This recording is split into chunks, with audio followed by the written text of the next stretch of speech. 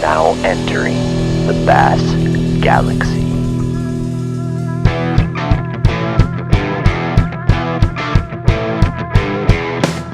This is Teal's Bass Galaxy. I'm your host. This podcast is about raw, real conversations with real awesome people about bass fishing, bass boats, and heck, there are no limits in the galaxy.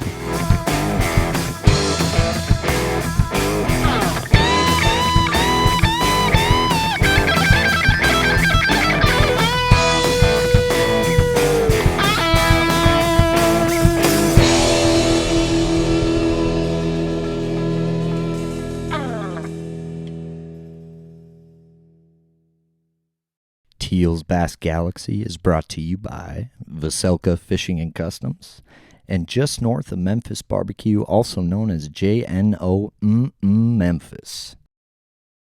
Entering the Bass Galaxy tonight is not only the powerful, the dynamic duo, probably one of the most, if not the most dangerous team to bass fish against in the state of Minnesota, no matter where you go. One of these guys is, won an open on the Harris chain. Both of these guys have finished at the highest level. We've got Andy Walls. He's won just about everything there is to win in the state of Minnesota, and he's going places here. And then you got a guy like Keith Tuma coming on too. And I'm so excited to get this going. Why don't we? We've got the dream team, the dynamic duo in the Bass Galaxy headquarters today. Boys, thanks for making the trip. Thanks for coming down. Thanks for having us. Keith, you brought some whiskey. I did. Walls. Frickin', it's not too often you get a couple of good dudes in one room talking fishing, and it's been just a pleasure fishing against you boys the last, 3-4 years, and I've just loved fishing against that good competition, and you guys have been really fun to fish against. I think there's been a few tournaments where it's been just ounces. And what I like about you guys is you seem to just do your style. You don't pay attention to what the world is doing, and to me that's something that whoever's listening, that's something really important, because that's the most successful anglers, it seems like, really own their own style. And you guys, have made a freaking hell of a team the last however many years, so thanks for making the trip down. Appreciate it. Thanks for having us. To expand on that just a little bit, doesn't matter what you're fishing for, you just have to fish your comforts. Fish where you're comfortable. You're going to fish the lure better. You're going to fish slower or faster or whatever, and you're more confident. And you just have to play off of that. Get bit or don't get bit. At least you went down doing it your way. Absolutely. Yeah. To quote Frank Sinatra. I did it my Oh, thank you. God dang, I didn't know you had that in you. just brief little stints. Hey, that's all good though. Nothing crazy, but Sent a chill down my spine, bro. well, that's what I'm here for. Hey, that's whiskey's warming up mine. We're good. Woohoo. So you guys have been to nationals a couple times. You guys have, is that like the record bag of 5-fish smallmouth within season you guys caught a couple years ago? You guys hung like a 28-pound sack or something. Keith, you went to the Classic. You guys literally finished in the top 6 down on Eufaula, correct? No. Or where was that? Harris Chain. And then, Andy, you've won a Classic Bass event. You guys have done a lot of cool stuff. We're not here to talk about how you guys fish and give everybody your secrets, but There are no secrets. Exactly. That's just it. You just have to roll with what you're comfortable with. And sometimes you run into them, sometimes you don't. And more often not, it's don't. But at least, like we just got done saying, Right. go down doing it your way. How long have you two been fishing together? Like, total, would you say? 7 years? 6 years? 7. 7 years probably now. 2015. Cool. Mm-hmm. Cool. And oh Christ, we were on fire that first year. I don't know what it was. Really good. It was dumb. Everything we got into was a top 2. That was probably the most first and seconds I've had in a year. Like that was a really fun one, and it's grown from there. It's been really fun. It has. You got to appreciate those years when you have them because it's such a tough sport. The dumb thing is, if we look back, and Andy and I have had numerous conversations about this while just on the road, and it's like, man, this year sucked. We finished 5th overall. Really? Right. It's pretty good. I mean, that's dumb. Yeah. But anyway, we appreciate, obviously, the fact that we do fish very well together, and we tend to do pretty decent at times. I mean, there's other times where we're stubborn, mainly probably because of me.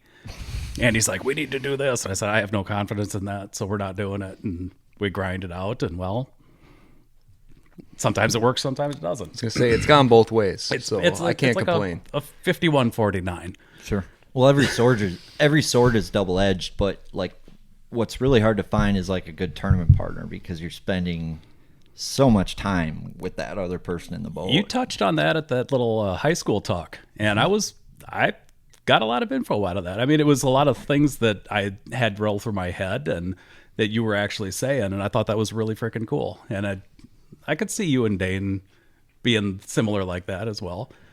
It's interesting. I gotta plug the Voselka. Sorry, of course, Myth of Vethelka. Yeah. Oh, did you hear the lisp? Yeah, Dane. He appreciates that.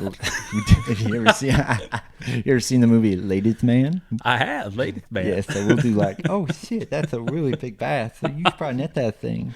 Like all the time in the boat, we're just goofing off. Apparently, we're way too serious for that shit. I guess, yeah. I don't know what the fucking walls get the fucking net. Oh, okay. Hey. Now, or like he'll have a fish on, he won't say anything. I was like, look back there. You need the net. Nope. Just boat flips it. It's like, all right, Mr. Serious, keep going. So that's like the thing is like you guys like try to be like, I don't need the net. You guys kind of like no, that's not the case at all. It's just I don't know. We're both so hyper focused. Yeah. But yeah, we make it fun every once in a while. Like honestly, 9 times out of 10, we're like we flip it in the boat. We're like it's a 2-pounder. You grab it like oh never mind. I guess it's like a 4. Right? Yeah. No, I don't need the net. All right, it's in the boat now. Whatever. You guys are always using like a 50-pound braid anyway. If Keith screams for the net, I start trembling. I'm like oh, like I'm freaking out. It's like a state record. Yeah. Haven't had one of those yet, but always in the hunt. Yeah, just catch a lot of big ones. This year we did pretty good with big ones. Years past, we've just been like kings of consistency. You know, those decent average fish. 5-pounders. Oh god! Like, come on, woman. 2 years ago, that was an exception. That was like 5 big fish. That was a gift. That was like 25 big fish. That was Andy's birthday. I mean, if you want to go there, you guys deserve it. I fished a lot of tournaments on my birthday and knock out that kind of bag. So, but it was Andy's birthday, and he had an exceptional guide that day. I heard. I mean, you guys had the perfect strategy, and I think you guys kept an open mind for that one. That I think really helped you. We practiced the Sunday before the tournament. Yep. Yeah, like so a week. I only practiced a day. Yeah, we did not go back the day before, but yeah, we didn't go back. Why would you? No need. No, I wouldn't. Like, I feel like I don't even want to practice much out there anymore. It's like don't need to. No, you're gonna do a couple different things and get on them. If it costs you an hour, you'll figure it out. You need 15 minutes to put 5 good ones in the boat at times. It's taken me a while to figure out the movement and the seasonal shift of that lake. And once I figured that out, you're complicating it way too much. No, it's fucking simple. It's freaking east, middle, west. Stay off the middle. No, I love the middle. Stay off the west. You go play in one corner in the east. That's what I'll give you. Everything else has got Tuma flags on it. You can have the boat harbors and the pencil reeds. That's it. You guys earned it. You can have that lake. It's fine. We're never going back. I know. Yeah, like, fine. I mean, 28 pounds. Yeah, you win. Yeah, it's yours. Okay. That was freaking epic, though. It was. It was so much fun. Do you guys still dream about it? Yes. No. I do. Andy's like, nah. I do. Go get the neck. Yeah. It was so much fun. And the fact that it was his birthday and that 6 3/4 that I didn't think was a bass when he set the hook on it and I saw it, I was like, no, it does not look like a bass. I thought it was a loon. You do realize that in the summer, like that that was like no one's cracked the code in a tournament like that in the summer. I know. For those fish. And it was so cool because it just humbled everybody down. Because everybody thought 23 and a half, you're doing You want the truth real on that good. one? Yeah. By the time we got out there, we were boat ass on a 70 boat or whatever, 50 boat Still field, whatever it people was. on everything. Everything we wanted to fish was covered up. I know. And that's what I thought was the coolest part about what you guys did is you got a lot of people would just get really frustrated and like go just get frustrated and not put their heads down and make the best of that situation. Like it's fishing is making the best of your situation, right? You guys did that. The 3/4 of a day of practice we had in out there, we figured that some of the overlooked stuff would play. Yeah. We just didn't think it'd play like it did. We were counting on starting where we wanted to start, but not in 9 other boats around. I mean, I don't do well I don't do well in a crowd. I hate crowds. It just blows my mind. I don't know how guys can fish like that. Nope. And there's fish there. People caught them. There was a lot of big ass bags that day. I did kind of like I did the opposite. I kind of had a funnel that the wind I felt was pushing right into this ditch on this flat. I caught a 6-pounder there in the morning, so I'm like, I just gotta wait for them to keep doing that, and it just like never happened. But it's like just move the trolling motor around a little bit and start, being a smallmouth. Right. That's what you guys did. You guys were like, We did need a lot to be of a smallmouth today. We did a lot of drifting that day. Yeah. Yeah. Smallmouth drift. Yeah. They're gypsies. Especially when there's freaking 3-footers out there and 25 mile an hour yeah. winds. I mean, come on. Yeah, They're there. They're gypsy women. You gotta be gypsy with them. That's what you guys Going did. Bob It's Seger on sweet. me? Oh yeah. All right. Oh, yeah. Love me some Bob Seger. Rambling, gambling man. Oh my God. All right, what else are we talking about? We've beat the fire out of Woman Lake. I'm just wondering. You're a whiskey connoisseur. I like whiskey from time to time. This shit is good. I try to tell you that. Just saying. Now you should try it and then chase it with a little beer. You're empty But what's the beer for? to chase it.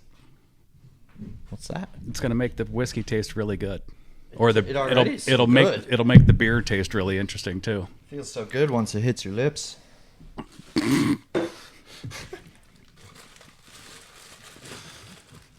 We're not supposed to be looking at the camera, right? Wow. Whatever you want. That was for Mr. Boselka. That's for you, Dane. I'll just put yours right in my glass. Yeah, you're good. Finger them if you want. Get some of that bass slime on there. You were out fishing the other day. That's plenty. Thank you. I love fall fishing. I'm a fall fishing fiend. Walls has been out too, he said. He has. Yeah, fall's the best time for sure. He's a sneaky little bastard, that guy, you know? Have you seen his sneaky little boat? No. Probably because it's Perfect. sneaky. By design. It's Very so sneaky. sneaky. Uh-huh. So, yeah, Walls is like that guy who's like, no, I'm going to low-key, like, learn this shit, and all of a sudden I'm going to be, like, the best to do it at it. So I'm scared of Walls in the metro area. He just moved Say down it here. when- I know, Perfect. right? Thank you. Big old Sims rep now. It's good. Yeah. So that's kind of what prompted the move, along with, I think your wife got a new job or something, you said? Yeah, so my girlfriend's lived down here for, Or girlfriend? yeah, the whole time. But appreciate it. That's going to be more pressure. But Yeah, no. she's lived down here. That's what breakups are for. I'm just kidding. No. But moved down in January. And it was mostly to be with her. And the job actually just came after that. So kind of lucked into it. Well, I'll be honest. It takes a lot of balls and a lot of nerves to be willing to move down to Lake Minnetonka and beat your face in. So I'm proud of you. Yeah, leave northern Minnesota where the fish are dumb and come down here to smart ones. It's tricky. What's that like? You got your little drop shot worm out yet? And your Oh, spinning everything's pole? finesse. Oh, Yeah. yeah. Yeah, puddle jumpers. Yeah. Yep. Yeah, 16th ounce to an 1/8 ounce is a huge difference. I don't Actually, think Walls knows how to 336 work a spinning pole. You shush. 20-pound Power Pro, he's on it. I watched him throw a spin pole once at Pokegama, I think. How'd that work out for you? I didn't watch him that much. I think I Oh. just might have noticed him throwing it. and I was just trying to catch a freaking smallmouth that day. Okay. But I think I caught one on it that day, actually. Are you too? Are you talking about that day where you guys wouldn't leave my spot? Yes. Prick. didn't know it was yours. Did you see the flag? See, you guys were on. I wanted to give you guys the room and fish the outside of that point. I know. was on. I wanted to be where you saw me on that other deal. We wanted to be on that other deal too. And if you just saw what we saw on that other deal, We did. Oh my god, I know. it was so frustrating. Uh-huh. So But then so we took the C and D stuff because you guys wouldn't leave the A stuff. Dude, if the best practices are my worst tournaments. It's weird how that works.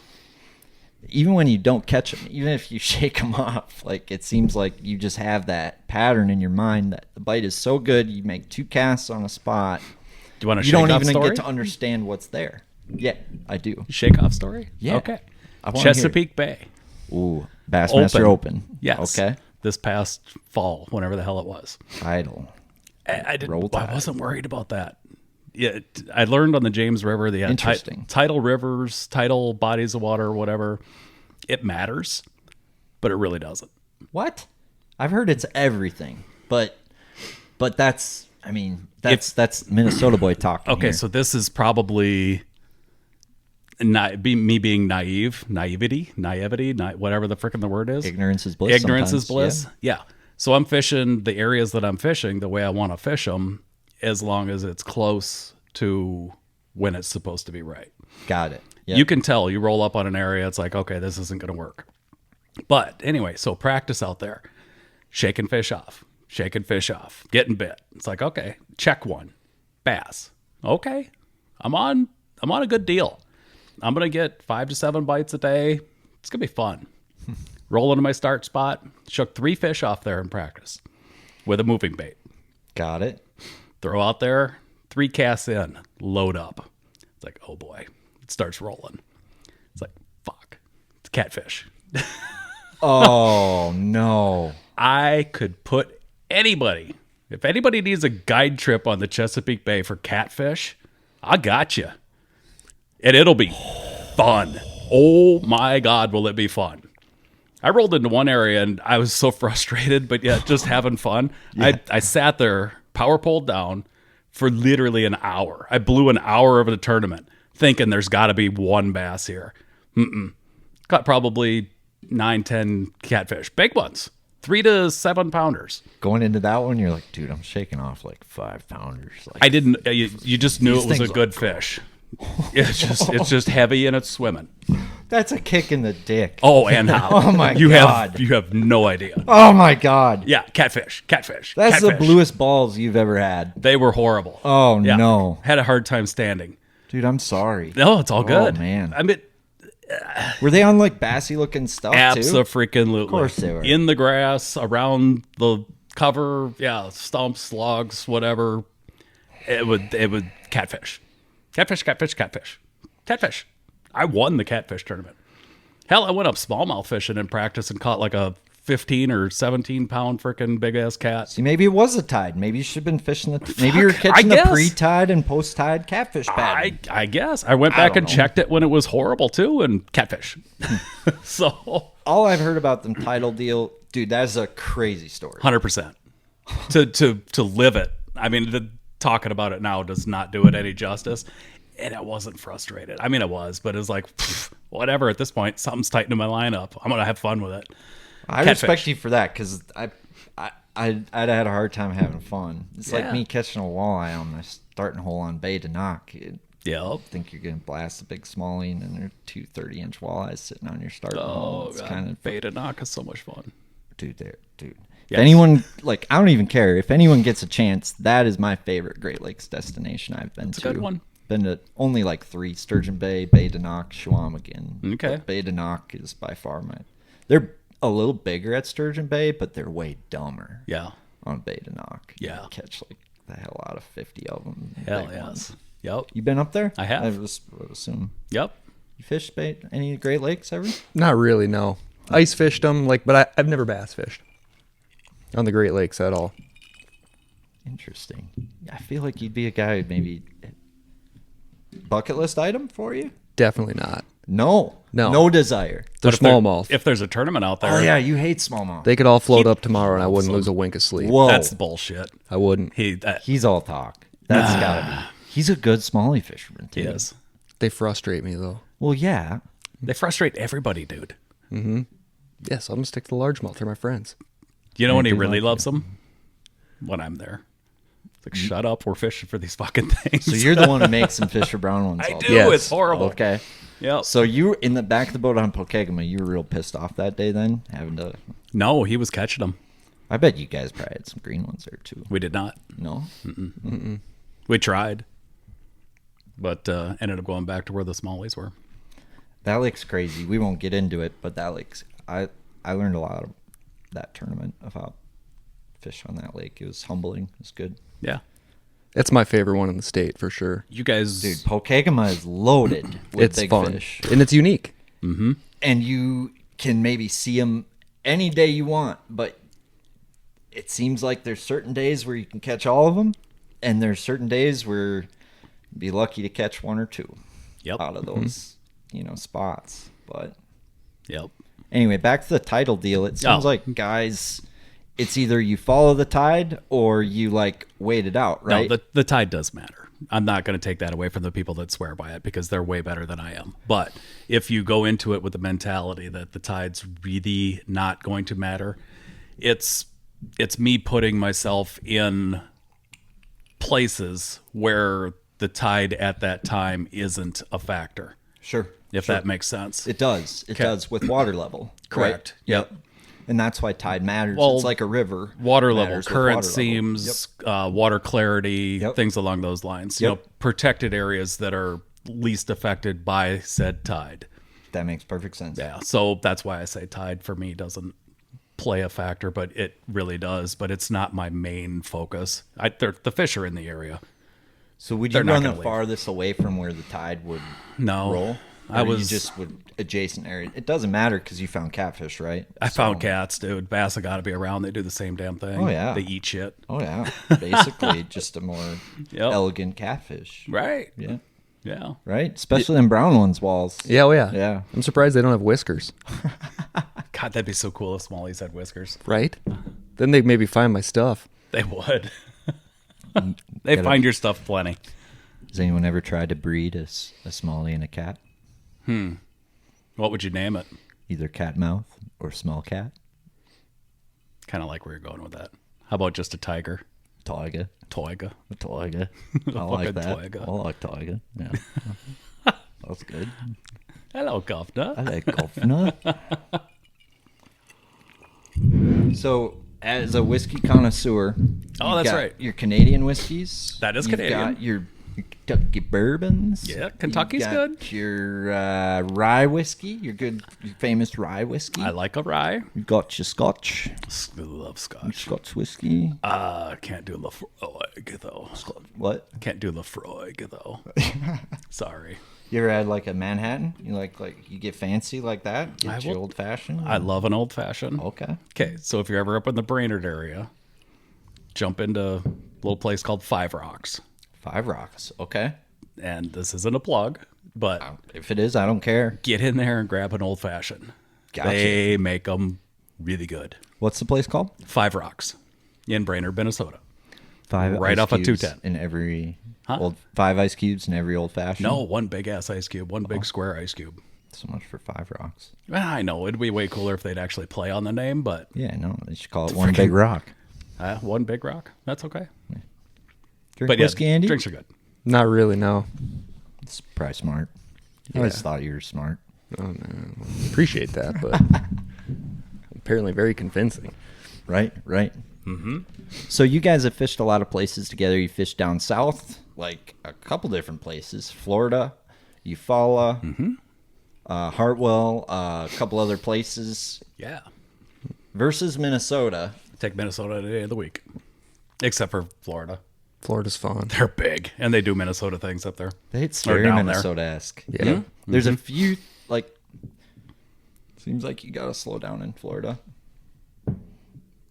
Not necessarily your retrieve, but like hunkering down in areas more. Yes. If you get bit, hang out for a little bit. Yeah. Yeah. Florida's fun. A lot of fun. I've never fished Harris Chain, but I've fished like Stick Marsh and some of those more cheater lakes, so to speak, not tournament bodies of water. I mean, I'm going down to catch a big one. I'm not. Yeah. Didn't qualify for the Harris Chain, so Minnesota's obviously way better. But when you fish Florida in the prime, it's gorillas. Have we been there in the prime? Never. I don't think we've been there in the prime. Really? Really? Oh yeah, no, you guys were there December. Twice, and then I was there March for the Open. So you guys won Team of the Year the first time. That was what year? 2018? 18 probably, or 19. Then you went to Harris Chain. Yes. We missed a year. That was Hartwell. Yep. Then we went back to Harris Chain. You got your second crack at Harris Chain and made the best of it. Oh, it worked out really well. Yeah. You did want it bad because you'd been there before. Yeah. And you had... How'd the first time... Like, we don't need to get into the details, but just going down south and, like, getting your shit kicked in for the first time and, like, getting that taste of, like, humble... We pulled a check. South Pie. Yeah, I believe it. You guys are the best, like, really good grass fishermen. We got like 32nd, and we were really bitter coming home. Of course. We learned a lot, clearly, right? But that was a learning experience, fishing against that many people for 2 days. Heard of a fella named Matthew Robertson, not to cut you off, but that's the one I would love to have him on. That's the one that he dominated. Yeah. That's right. Yes. Yep. That's where he made his kind of his name, right? Yeah. Yeah. You know, if he's watching, bless your heart, dude. But if we're that cool, bless all our hearts. But yeah, he walked into that registration meeting with his Onum hat on, and Andy and I both looked at each other, and that's the last time I think we've both picked on somebody. I mean, we did it amongst ourselves, but Onum, okay, this guy fucking crushed everybody. He was on. He's like, I've weighed in bigger bags. He comes in with 34 freaking pounds on the last day. Guys must not have read the hat. My God. He was fucking on him. I don't need to say it. It was an eye-opener. It's like, okay, get up. But it was just he probably wouldn't give two shits less about hearing that story, but we kick it around. We joked about it all the way back. Fucking on him. Oh, God. Turns out the guy can catch him. He can fucking catch him. He can fucking catch him. True story. He's on the elites. Fucking hilarious. He is. He's a personality. Yeah. Have you seen the Ugly Stick commercials? Oh God, yeah. Dude. Oh God, yeah. With Nailed the pressure it. washer. I'm This just is how you clean your kitchen. just out here looking for a friend. Yeah. I mean, good on him. Get it? Let's be honest. The sport needs that 100%. kind of shit. Like, life's too short. Like, this isn't fucking golf here. Right. This, like, it's a gentleman's sport. Don't get me wrong. And there's Is it, honor though? and etiquette in it. Like, we shouldn't be cutting each other. Like, we shouldn't be. Well, I mean, maybe just because I'm a small guy, there shouldn't be fighting in bass fishing. But maybe you would love if there's like, No, fighting. I'm not in a bass fighter. fishing. Me either. I'll just So, throw 3/4 ounce jigs at you. like there has to be a rule of law, so to speak, There should or be. a code of ethics, right? Yep. Or as long as we maintain that, I think some fuckeries definitely should be like allowed. The code of ethics should apply, and it does apply for the majority of people to all tournament scenarios. Right. And I purposely said scenarios. Like, I mean, it's been beat to fuck, but that whole walleye deal. God damn it. That's bullshit. I think not to continue to beat that horse, but I think if there's any good to come out of that, hopefully it scared the fuck out of anybody wanting to do that, because They're pleading not guilty.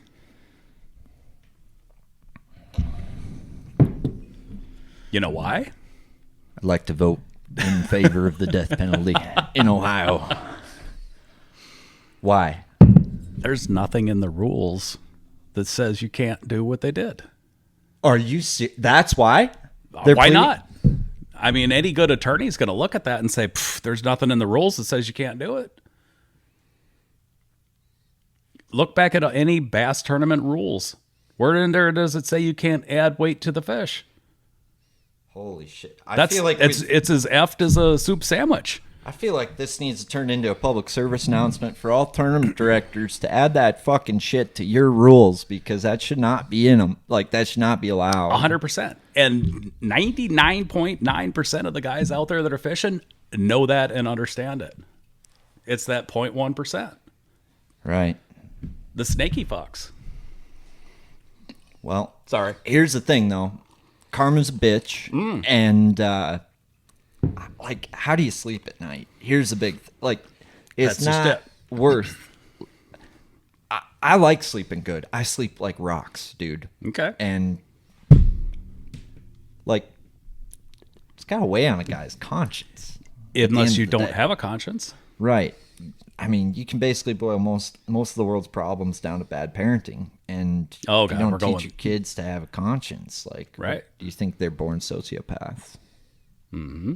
Andy, what do you think? Born sociopaths or There poor probably parenting? is, right? I'm It's sure their it's a parents' mix. fault, or It's There's genetics? some genetic mix. stuff, but I think a lot of it is training. Like, okay, there's no consequences for me. I can get away with anything. But it wasn't their first time. Anybody No. that's watched that can agree with that. It That wasn't their walleye first time. community was waiting for that to happen. From the 100%. sounds of it, which Yeah. is just sickening. Yeah. It's sickening. Like, Yeah. but the good news is, if there's a hell, they'll probably burn in it. Maybe. Okay. How deep do you want to get? What if there's no fucking rules. It's called the Galaxy for a fucking reason. There's no rules. What if we are living in hell right now and we're just trying to make the best out of it we possibly can? And there is something better once we freaking pass all of our tests here. You're going there, so I'll go there with you. Okay. This is some of the shit that Andy and I talk about on the boat. Actually, Andy, you go there? No, this Andy's is new to like, me. Attention, all smallmouth anglers. Have you thrown the marabou jig? Have you thrown the hair jig? Well, if you have, you're going to want to listen right now. This podcast is brought to you by Veselka Fishing and Customs, a custom rod shop based out of Minnesota, and he has developed the answer, folks. What if I told you you could throw that marabou jig 30 to 50% further than you're casting it right now? Well, Dane, Mr. Veselka himself, has developed the answer. It's a custom 8-foot hair jig rod developed on a steelhead fly blank. He's put custom fly guides on this, so you're really going to be able to outcast the competition, catch more smallmouth. They aren't going to see you. What more do you need? Here's what I need you to do right now. Visit veselkafishing.com. That's VOCELKA fishing.com. This is the 8-foot hair jig rod, but this guy can build you anything you want. If you can dream it, he can do it. This episode is brought to you by just north of Memphis Barbecue. This is World Champion Barbecue. If you smoke meat and you don't like good barbecue, I do not know what to tell you right now besides you need to try some of this stuff. They've got their rub. They've got their sauces right on their website. They've got their famous dry rub award-winning seasoning that you can put on ribs, brisket, pulled pork, chicken, wings, anything you like to put on the smoker, on the oven, on the grill, any meat you like to cook, you need some of this dry rub seasoning in your life. But don't forget the sauce, because that's award-winning world champion sauce here. No matter what flavor you like, they've got 3 different sauces, and they are all good. You can drink them straight out the bottle. We've got Sweet Christie's for all you sweet-loving barbecue folk. We've got Christie's Mischief for all you spicy bass anglers out there. And then we've got Christie's Gold. And they'll sell all 3 of them in a combo, but you need to go to their website right now. It's jnomemphis.com. That's jnomemphis.com. Dry rub, sauce, barbecue. Let's go.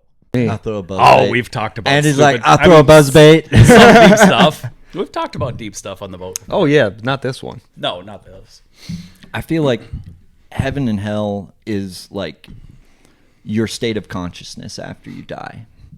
So, like, if you live a life full of regret and, mistakes and things like that, you have to live eternity replaying that in your head in that consciousness without being able to heal it. And heaven would be allowing yourself to separate from those regrets or those mistakes and allow yourself to be forgiven and under, Are you saying those types of things. Are you saying once you pass the test and get to move on, or once you fail the test and have to redo? I think life's more about questions than answers. So I think it's more of a question on my part. And Okay.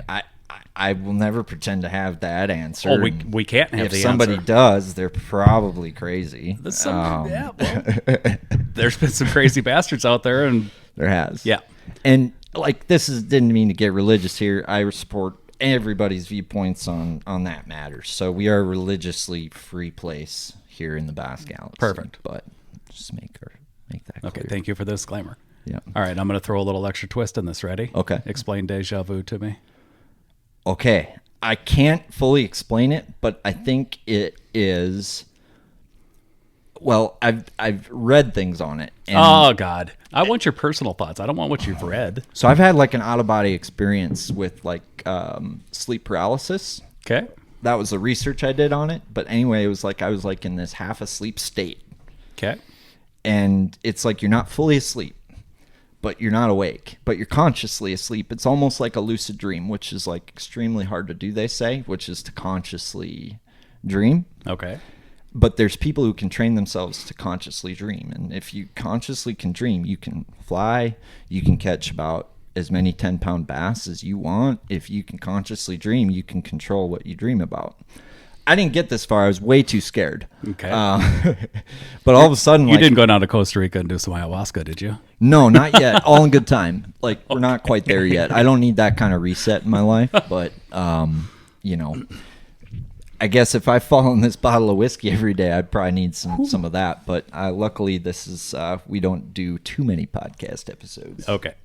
All right. So my take on the whole deja vu thing is we haven't passed the test yet. So we're reliving our lives until we get it right. Okay. So some things are going to seem familiar. There's going to be certain pinnacle points of our life where it's like, okay, this is something that we need to pay attention, and it all looks familiar. We've been there before. We've done this before. I don't deep not in us- believe you. I don't know. I love I'm just that this shit. is how my effed up brain works at times. That's how my effed up brain works. And sometimes, like, you think about, have you ever thought about, like, how is this all, like, you kind of get lost in that. I don't know what you're talking about. Let's get back to the deja vu. So Okay. I think the soul is endless. And yeah, this could be, our 50th, 60th life. I mean, Andy, Could very well be. yeah, he might Andy's have been. a fresh soul. Yeah, you're a young soul, aren't you? I'm an Yeah. old soul. I'm old. I'm an old soul. I'm old, too. yeah. Yeah, I'm probably like on my 65th life. I think old souls are like dumb fucks that don't get it. Yeah, for And sure. We have to relive all this stuff. Oh yeah, did you fucking learn yet, bud? Right? No. Get it figured out. Yeah, pick up the buzzbait, dude. Right? How many times do we have to go over this? I don't. He figures it out just fine. I'll net all of his freaking buzzbait fish. He's I a don't young care. soul. He's like, Yeah. you got this. Yeah. See you in hell. Absolutely. All right, we just way got off on a big tangent there. I'm sorry to do that to you. All right, Speaking let's of 10-pounders, did you hear about the smallmouth? I mean, who hasn't? That thing I is just huge. did. I don't pay attention to this stuff when I'm off season. I don't have a TV in the house, so I hear you. I don't either. I got screw You tube have a on TV, my don't you? computer, and that's You do. it. Young soul. Yep. Right? I got a theater room. We just watch DVDs, though. You have like a theater room? I do. How often does he have you over, Andy? Not often enough, apparently. Jeez. No. Dude has an open invite. He knows it. You guys like have movie night before tournaments, and Oh yeah. We've done that before. Oh yeah. you have like a. You guys, what kind of movies do you guys watch? Kung You guys- Fu Panda mostly. Kung Fu Panda. I'm Go straight joking. Disney on. I'm trying to think. I think the last one we watched was How to Train Your Dragon. It's one of my daughter's favorites. God, I cannot imagine what it's like to be a dad. It just brings my respect level up. We are both 'Cause you extremely guys lucky. catch bassing. We have very good daughters who are Dude. close in age. Gotcha. Because Yeah. your daughter's cool shit, and you said they'll go fishing with you. You'll have them practice for you. Yeah. Yeah, they're your little. They catch the sunnies and crappies and clue us into where the bait might be. Keith and Andy have a secret network of guys, of people practicing. Little for 'em. young ladies. Yep, little young minions. Yeah, that's your secret. There's- You send your little minions out to find the bass. They're for in the you. boat with us, which all we have to do is drive by the spots, and then they don't let us leave. It's great. So Slow down, Dad. So they test net. You guys are testing positive and they're testing negative. You'll put something on that you typically wouldn't throw and have them throw that, or is that There might be a little bit of that goes on too. okay? When they don't want to just sit around and eat snacks or Gotcha. swim. Because there's a little bit of management there with where you can't fish because you have to be dad. So you have to make up for it with having them throw a second line out because you Sure. probably got to feed them and Yeah. I don't know, Andy. Yeah, I mean, you take the kid practicing with you ever? Oh yeah, for sure. Like my daughter loves it, so we do it quite a bit. But she's chasing panfish more than anything. If not, Gotcha. she's throwing a spinnerbait around. Likes the She spinner likes buggy. catching pike. Yeah. Okay. Ellie's a hammer. She's a hell of a fisher lady. So there's spinner bug or wax worms basically for your daughter. Oh, we don't use live bait, so plastic. Okay. Yep. You just have her just Hair throwing jig, it. whatever. Just something to catch a bluegill on. You too? Oh yeah, my daughter loves it. Puddle jumper, That's awesome. or a Senko, or a crankbait, or a frog on a spinning rod. Yeah, it's good stuff. Well, I don't know how you do it. Put yourself crazy. in the position, and you'll understand. Totally. When you don't have There a you choice, go. that's when you figure it out, right? And it's not a curse; it's a blessing by all means. 100%. Absolutely. Absolutely. Look at Noah Schultz. Yep. Every year. So I heard there's some myth about having a kid in professional sports and winning the following year. Oh, I don't know about that. Well, look Ron at Mayer- Brandon Pollock just took Angler of the Year in the elites. Ron Mayer was telling me about this. Okay. Is in sports betting, there's Okay. odds, and it's this crazy statistic of athletes or something who have kids, where people are starting you bet on them because they had a kid they win. Look at the high they're on. Look at all the positive vibes, the juju, all that other stuff, the mojo, if you will.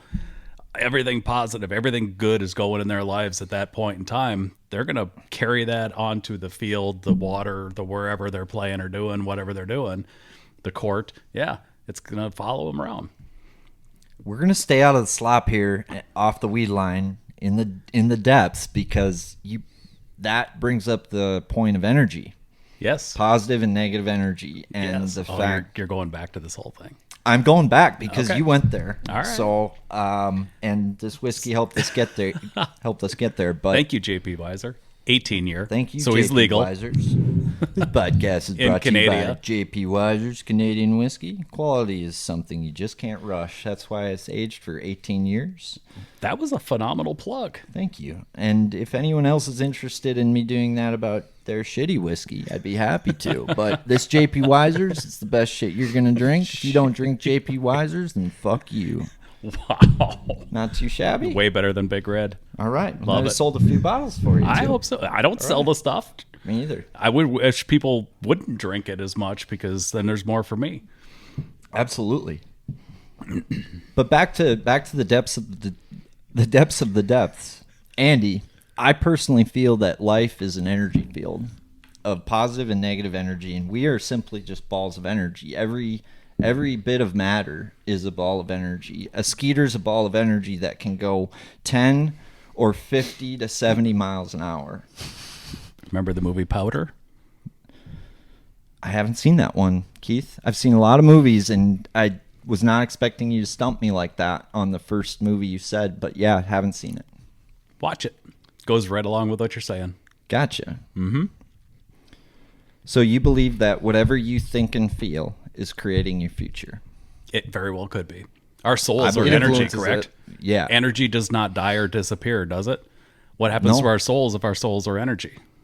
Right. Boom. So I don't know. this has never been we've never gone there. This is probably never, for bass fishing. Rick Clunn is probably the only guy Oh, who's that maybe guy. gone there 100%. for bass fishing with that whole zen and state of energy. Yes. But Look at is his that- career. Exactly. Dude. Dude. The most respected man in bass fishing. I would love to have a beer with that guy. How about just spend an hour on the boat with him? Anything. Yeah. Pioneer. Whew. The Thomas Edison of bass fishing. Yes. Or Lewis and Clark, whatever. There you go. Whatever analogy you like, but Anyway, either one work. right. I like it. So that's your secret then. You guys meditate for an hour before each tournament, and you really just get the zen going, and you get the positive juices and energy flowing, and then you guys kind of float out on this on either the stroker or one of the skeeters, and you guys just zen your way through the day. No, we just go out and throw shit at bass and hope they bite it. Hell yeah. And then smoke cigars when they do. Well, goddamn right. Or when they don't. Or when they don't, when baby. Attitude adjustment time. That's awesome, man. We don't need to make it any more complicated than what it really is. No, but there's that level of confidence, right? And it goes along with energy, or it goes along with whatever you want to talk about, where when you're feeling it, and there's that momentum turning, and you can't do anything wrong, and I'm going to roll up here, and I'm going to catch a good one right now, and you do, and then this tournament went great, and we're rolling, and then the next one goes good. And then, like that first year you guys fished together. It could Big very well believer happen in that way. Positive energy. Big Momentum, believer. positive energy, I am a huge proponent of that. Mm-hmm. It seems like... Positivity breeds more positivity, and negativity definitely brings on more negativity. So, Oh, God. it only takes one right move. He's got the quote on that deal, but the Brian Thrift quote. You can make 100 wrong decisions in a day. You just need to make 5 of the right ones. Ooh. Boom. That is said a Hold on. lot in our boat. That's a mic drop moment. 100%. Thank you, Brian Mic Thrift. drop. Thank you, Andy Walls and Brian Thrift, because that couldn't be more true. Could not be more true. Yup. So, yeah. I think we're big positive energy people in the boat. 100%. Like, eternal optimist, really. Like, it only takes 5 minutes to catch 5 big ones. So, That's all right. like, it can happen at any point in time. Just got to keep your head in it and keep trying. Do you have any like crazy stories in the boat that are either hilarious or just where you guys were down and out or something, and like there was like a little bit of either persistence or Lots a of light them. switch? There's lots of them. You keyed in on one. Pokegama. That one where you wouldn't leave us alone. Fuck. We had a moment. We were on the struggle bus. You guys were on the struggle bus. Yeah. And I'm not trying to rub that in. Nope. We're good. Should I just say it? Yeah. Throws a topwater. In practice, in that spot, we had 2 really good fish below on a topwater. They missed it. I was like, okay, perfect. He throws the damn topwater. A boat wake had just gone by.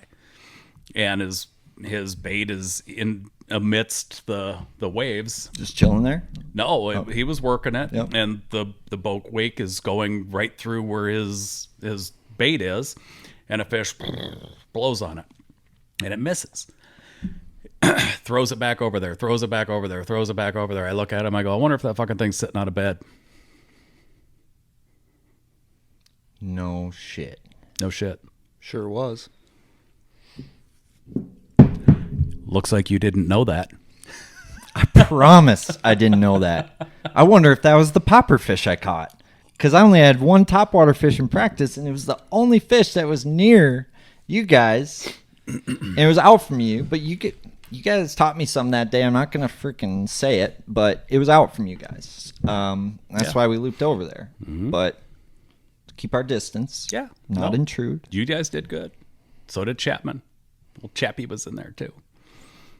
Yeah. I was fortunate to learn this. Like, my dad doesn't fish, so I was fortunate to like get in the back of a boat with guys that had a really good etiquette about them about that stuff. So I've definitely made mistakes. You get all close have. to people, and I just hope we're always courteous to you guys. You Because are. I have a lot of respect No, for we you. we So, really love fishing against you and around you. If we're around you, we know we found something. Let's put it that way. if we're around you, we know. Fuck.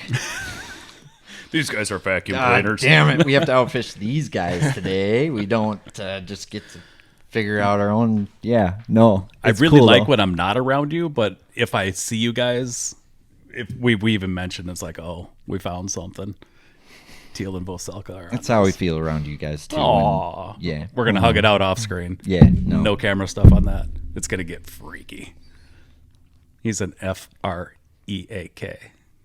From what I hear. Thanks, Dane, for the clue. Starting to feel awkward. No, but you get like fishing around. You guys have taught me shit. Like just fishing near you guys, even if it's just something little. And I'm not one to watch people very much, but even just where you guys position your boat, or something like that, like something you can't not notice. And Also, boat position, totally random. Could be, 100%. but like that's wild to me that you guys just like, oh fuck, I'm just there's no reason for putting the boat in 3 feet instead of 30. Well, there's a reason for that. I know, and that's what I was trying to say. There's is 27 there is a feet reason there. for that, and I didn't even think of that, and I learned that, and like little things like that, it's cool. So, Yeah. What's crazy to me is team trail, that Minnesota team trail. Like when we started fishing, like tournaments have grown a bunch. Like it was like for a while there, you couldn't get 30 boats in a tournament, Correct. and then like COVID hit, and all of a sudden, like there's waiting lists. There's that. Also, the amount of high schoolers that are taken to the fishing, and the high school teams, and okay, they graduate, and now they're doing the college fishing, and okay, they graduate, and then they're doing the team trails and all the money tournaments and stuff. Phenomenal for the sport. It has the lid's been blown off of tournament fishing. Amazing. It doesn't matter for the what sport. it is. Yeah. Horrible for my fishing holes. Oh, I get it. But, 100%. I mean, horrible for everybody. all you have It's to do the is do it same- better. It's the same rules for everybody. Right. The weather's post front and shitty. Guess what? It's post front and shitty for everybody. Yep. Yep. Who's going to be the best today at the post front shitty day? That's all that matters. Yep. That time at the tank. Yep. Yep. Is there, so working together as a team, I always compare team tournaments to like finding a good tournament partner is like finding a wife. He's my bass wife. Like you guys are the you're a bass couple now. But like my point behind that is it is like somewhat of a marriage, like in theory, not like the literal part of it, but like decision making is a team deal. Unless you have agreed that the female is the boss or the male is the boss. Like, and that's like, Pretty sure it's 2 alpha males on my boat, so there's not going to be any kind of male female thing going on. right. Like we all know that guy whose wife has his dick in her pocket or her purse, like Or his the whole balls. life. Yeah. Like, and good for she's them because running it the trolling works. motor all day, and that guy's wacky rigging in the back Sure. with the bail open. And that works for you and Dane. It does. It works really good. No, I'm just... Dude, there is nobody who runs shit with Dane and I. It's weird. I've never. But have you seen his beard? He shaved it. Did No, he? it's no longer. Oh, shut Where the have door. you been? At a closet. You've been under a rock. Yeah, that too. I'm a Been hermit. playing in the Super Stroker. No, that's a very nice workbench, though. You should buy that. Should we from go me. there now? Can we go to the Walls? Can we go to Super Stroker? We can go Super Stroker. Okay, Walls. I want to hear Super Stroker story. Tuma has a really fast boat. We call it the Super Stroker. Which story do you want? All of them. Well, there's a few. Go. I mean, the countless amount of ducks and waterfall we've hit. The Table Rock Seagull was probably it was the grossest for sure. Table Rock Seagull and the Super Stroker? Yeah, we were down there. Keith's got a bunch of buddies that have like a bunch of strokers, and they go down there and they just drive them around and have a good time. So we went down to biker fish, club. and yeah.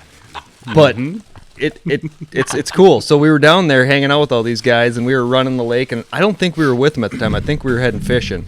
Yeah. And when you're down there, you kind of air it out a little bit. Table Rock's a big lake, and so we were moving, and I think we were going upper 90s, like 96, 97, and 98.9 miles an hour. Okay, and climbing. we were flying.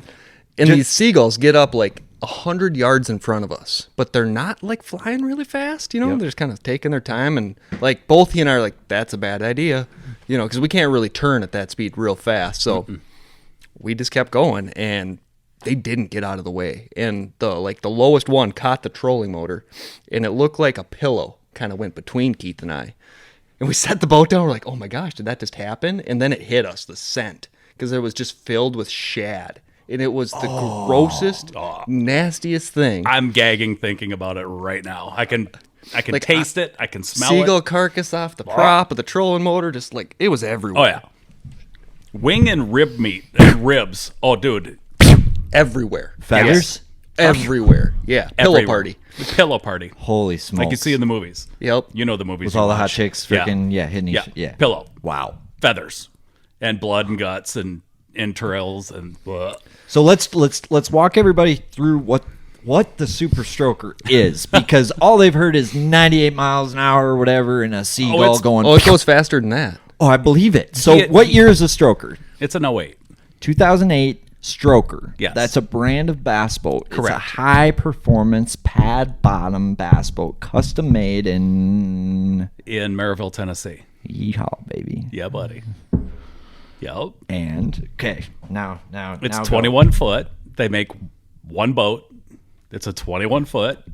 And it's got some power on the back and it flies. Andy and I sitting in a tournament load, trolling motor.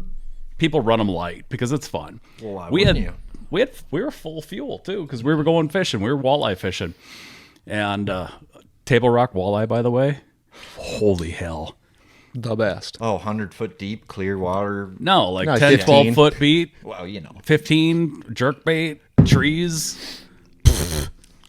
Oh yeah, fillet them bastards up. They're better than Minnesota walleye. Oh, I believe it. It's weird. Well, it makes sense. Like if you look at the White River and the water that flows through there, it is clean. It is like pure. It is like We have clean, pure water up here too. Don't we do. Okay, We do. It's the shad, the gizzards, the thread fins, whatever the hell they're eating. It's the shad. You think that really adds to Totally the different of the flavor. meat? 100%. It's like the veal of Well, fish. Yeah. Ooh, okay. So good. So anyway, the boat rocks. Yeah. We've had it, tournament load, full of fuel, blah, blah, blah. Him and I, 102. Whoa! Yeah. Yeah. It runs. If you ain't first, you're last. Well, there's something about that. Bass like to go fast. How many extra casts can you get in a day if you're going to your spot at 100 mile an hour? Can't catch them at 20. Can't catch them at 100. But you can fish more spots at 100. Or we can make 50 more casts before the first boat comes up on us. Dude, the fastest like tournament load factory bass boat that everybody would mention if they were to ask what's a fast bass boat, you and the stroker would walk them like they're standing still on a calm morning. Give me a 1 foot chop. That's when it's the fastest. Yep. Just bumping her. Oh, You very, could- very little movements. Oh, of course. It's just That a first little bit. MNBN we fished where I blew the motor because of bad gas. Thank you. Anyway, we were doing 98 downriver, and it was climbing. I was not up on the plate. It was Yep. fixing to frickin' rock. yeah. And we're waiting for a little straight stretch that was coming up, and all of a sudden it went. Grrr. It's like, oh, fuck. It blew up. Oh, yeah. Bad gas. Well, we ran it back at 4.5 miles an hour. It blew up at 98 though. Oh, yeah. What the fuck happened to the boat when it blows up at 98? Oh, Does it, nothing. like- It's just settled down. Oh, just Yeah. Okay. Just Yeah. like backing out of a chine. 100%. Yeah. Okay. Yeah. That makes But sense. we were so far down. I was not up on the plate. I wasn't at max RPM. I mean, we were gonna frickin' set that water on fire. Yeah. It was happening. Dude, that's so cool. We were gonna be the first bastards to the lock and then sit there for a half hour and wait for it to open. But Dude, I'm a bass boat. Like, I love driving a boat. Like, I love a boat that walks. yeah, Like, you don't want it to walk though. well, you That's scrubbing you, speed. You steer before it walks. You feel it in stop your ass. Yep. Yep. You don't make it. It doesn't. You don't let it walk. Right. Like, that's my point. That's what I meant. Yeah, a boat that you have to drive. It's so crazy though, because we sold Tritons for a while, right? Sure. I mean, I guarantee you drive a Triton and let your hands off the wheel, and then you drive a Stroker and let your hands off the wheel. That Triton looks like a Ranger underpowered 50 horsepower. Okay. I'm just telling you, like, Yeah. it's amazing how much it is kind of up here in Minnesota, like a boat's not supposed to do that. And you get down south, and it's like, All the boats down there do motherfucker, that. you need to know how to drive that bastard. God damn it. It's Yep. cool. It's kind of like super cool. NASCAR down there. 100%. So if I had like I want to go fast boat someday. So I think the story of the stroker is like the coolest thing in the world. Well, a good story for the stroker was like the first time I ever fished against Keith. Oh boy. Oh. So we were on Leech Lake, and we were going out of Walker City Park, and it was a spring tournament, and a lot of us were heading north, and we were going up into the Portage Bay. Was that me and Foster? Yep. Okay. So I was like boat 7 in the tournament. I was fishing with Brandon Cizik. Yep. And I think Keith was like 12 or 15. Like Way, he was way back. He was back, right? And we went like, so if you're familiar with Leech from Walker, there's like 2 ways you can get out to the main lake. You can go through Agency or you can go through the Narrows. And we're like, we're going through the Narrows. You can stay full pad, right? Yep. It's the fastest. Yep. And it was pretty flat calm that morning. So That's definitely when you do that. so we're flying through the Narrows, and like, you know, there's like 2 boats in front of us. We're going pretty good, like close to 70, and we are not even out of the Narrows, and Keith is just woof by us. I'm like, geez, like, all right, you know. So we come, and we're the first boat to make it around like the tip of Ottertail Point to look up Portage Bay. Yep. And we make it around there, and 9 miles up to the end of Portage, Keith is setting down. We see his rooster laying down. He's 9 miles He's he 9 beat you miles by. ahead of us. That And that wasn't even a 20-mile run, you know? Oh. It was probably about 20. we were doing 99.6 miles an hour that day. How addicting. So much is fun. that? Foster was kind of used to it, like he's used to it now. But Yep. I mean, it was safe. We were cool. I kept asking him thumbs up. I do that to him if something's getting weird, just Yep. hit me and I'll back down. Right. But I got this, and yeah, we're rocking. Takes like you got to learn how to breathe at that speed, don't you? No, I just tuck it by breathe, and you got to learn how to move the shot bag around. So that's There's the other that thing. balance is key. So we got a 50-pound bag of shot that I slide around. What? Or is it 25? I don't know. 25. 25-pound bag of shot. So I'm moving it to get the boat positioned right. And he got to the point where he could feel it, and I wouldn't have to say a thing. That was awesome. This is what? Shot? You 25 pounds you're moving around while it's running? Yes, he could feel it. If the wake or the water, the ripples, the waves Yep. on the water would shake this shot around, and it would slide back over towards him, or it'd slide towards me. If it slid towards me, I'd kick it back over, and just that little bit of difference at the console would set the boat to the point where I'm having to drive it too much, and it'd scrub off a mile an hour or two. He got to the point where he could feel it, sense it, knew it was happening, and he'd put it back in position, and there was the speed again. I wouldn't have to say a thing. Dude, it's like, have you ever seen the movie Shooter? Yes. You know how like he's got the guy with the freaking skull, like got the spotter? goggles next to him? Yep. Yeah, dude. It's almost like, We were that in tune. yeah, Yeah. on pad on the way to the first spot. Dude. Yeah, he could tell when I've never heard when of the boat that. was leaning. It's I know very feeling noticeable. the boat, but I've never heard of the You're the fact that balancing- your passenger feels it that good. Oh, 100%. On a boat like that, I suppose But he you was feel it more. He was but- aware as well because I talked about it or whatever, and he could tell when the boat was. We're bouncing on a 14 3/4 inch wide pad. fucking 2x4, yeah, or Well, whatever. sure. Yeah, call But it. Yeah, it's not much. No. I mean, it's like riding a bike. yeah, When you're you on a get big on- tire. Yep. But absolutely, yeah. He could tell, and he'd slide the weight around. It's like perfect. Did it take you a while to learn to drive that boat at did. its fullest speed? A year. I believe that. Yep. Before the boat let me drive it. Of course. Mm-hmm. That's the magic of those boats. Is like no one else can probably drive your boat as fast as you can. Those boats. Anybody that I would put behind the wheel, I would say at 73 miles an hour, it's going to get weird. At 74, you're going to lose it every single time. Those exact speeds. 73, it'd start getting weird. I'd be on the passenger side. I'd start hanging on because I could tell it was coming. And sure shit, 74, it just rub rail to rub rail. I would love just to try to drive that boat because I understand what you need to do, but I've never driven a boat like that. That takes extra feel, so to speak. Like a Triton, a Phoenix, any of those types of boats are very easy to drive, and I'd love a shot to see how much harder that stroker is to drive than say a Phoenix or a Bat. Like It's different. oh, I promise it But is. the thing but the is- correction's the same. The prop still spins to the right. The pad's still the pad. Yep. And you still got to correct it left. Yep. And it's a matter of getting a feel for that particular hull and that particular setup and learning that nuance and that rhythm. Less is more. Of course, that's everybody overcorrects. 100%. And Yep. it's teaching people to turn a freaking 6 inches into a half an inch. Yep. It's that tension of that hydraulic. is Usually we're all- trying to go the other way as men. Well, yeah. Of course. Sorry. You don't read signs very well. No. What's a sign? What's a map? How does your wife feel? Like, you don't know. She made dinner. She made dinner. Like, she wants you to know what she's feeling, but like, she ain't telling you. We're going to get in trouble. I'm a single bachelor. We're both in relationships. Keith, What? how long you been in a relationship? Almost 2 years now. Congratulations. Thank you. Yeah. While we're there, I mean, you and your girlfriend have been together a while. Like 5 years.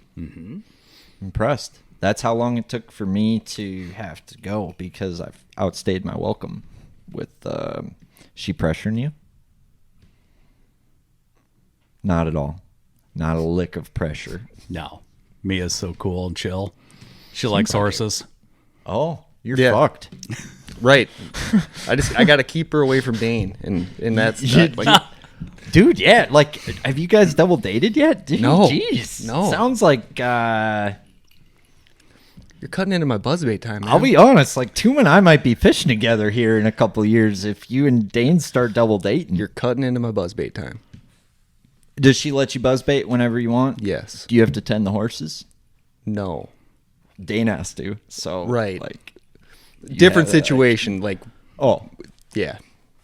She's like a trainer at a barn. So, like, there's. Oh, shit. Yeah, they got people at the barn to do that. So, that makes sense. Got it.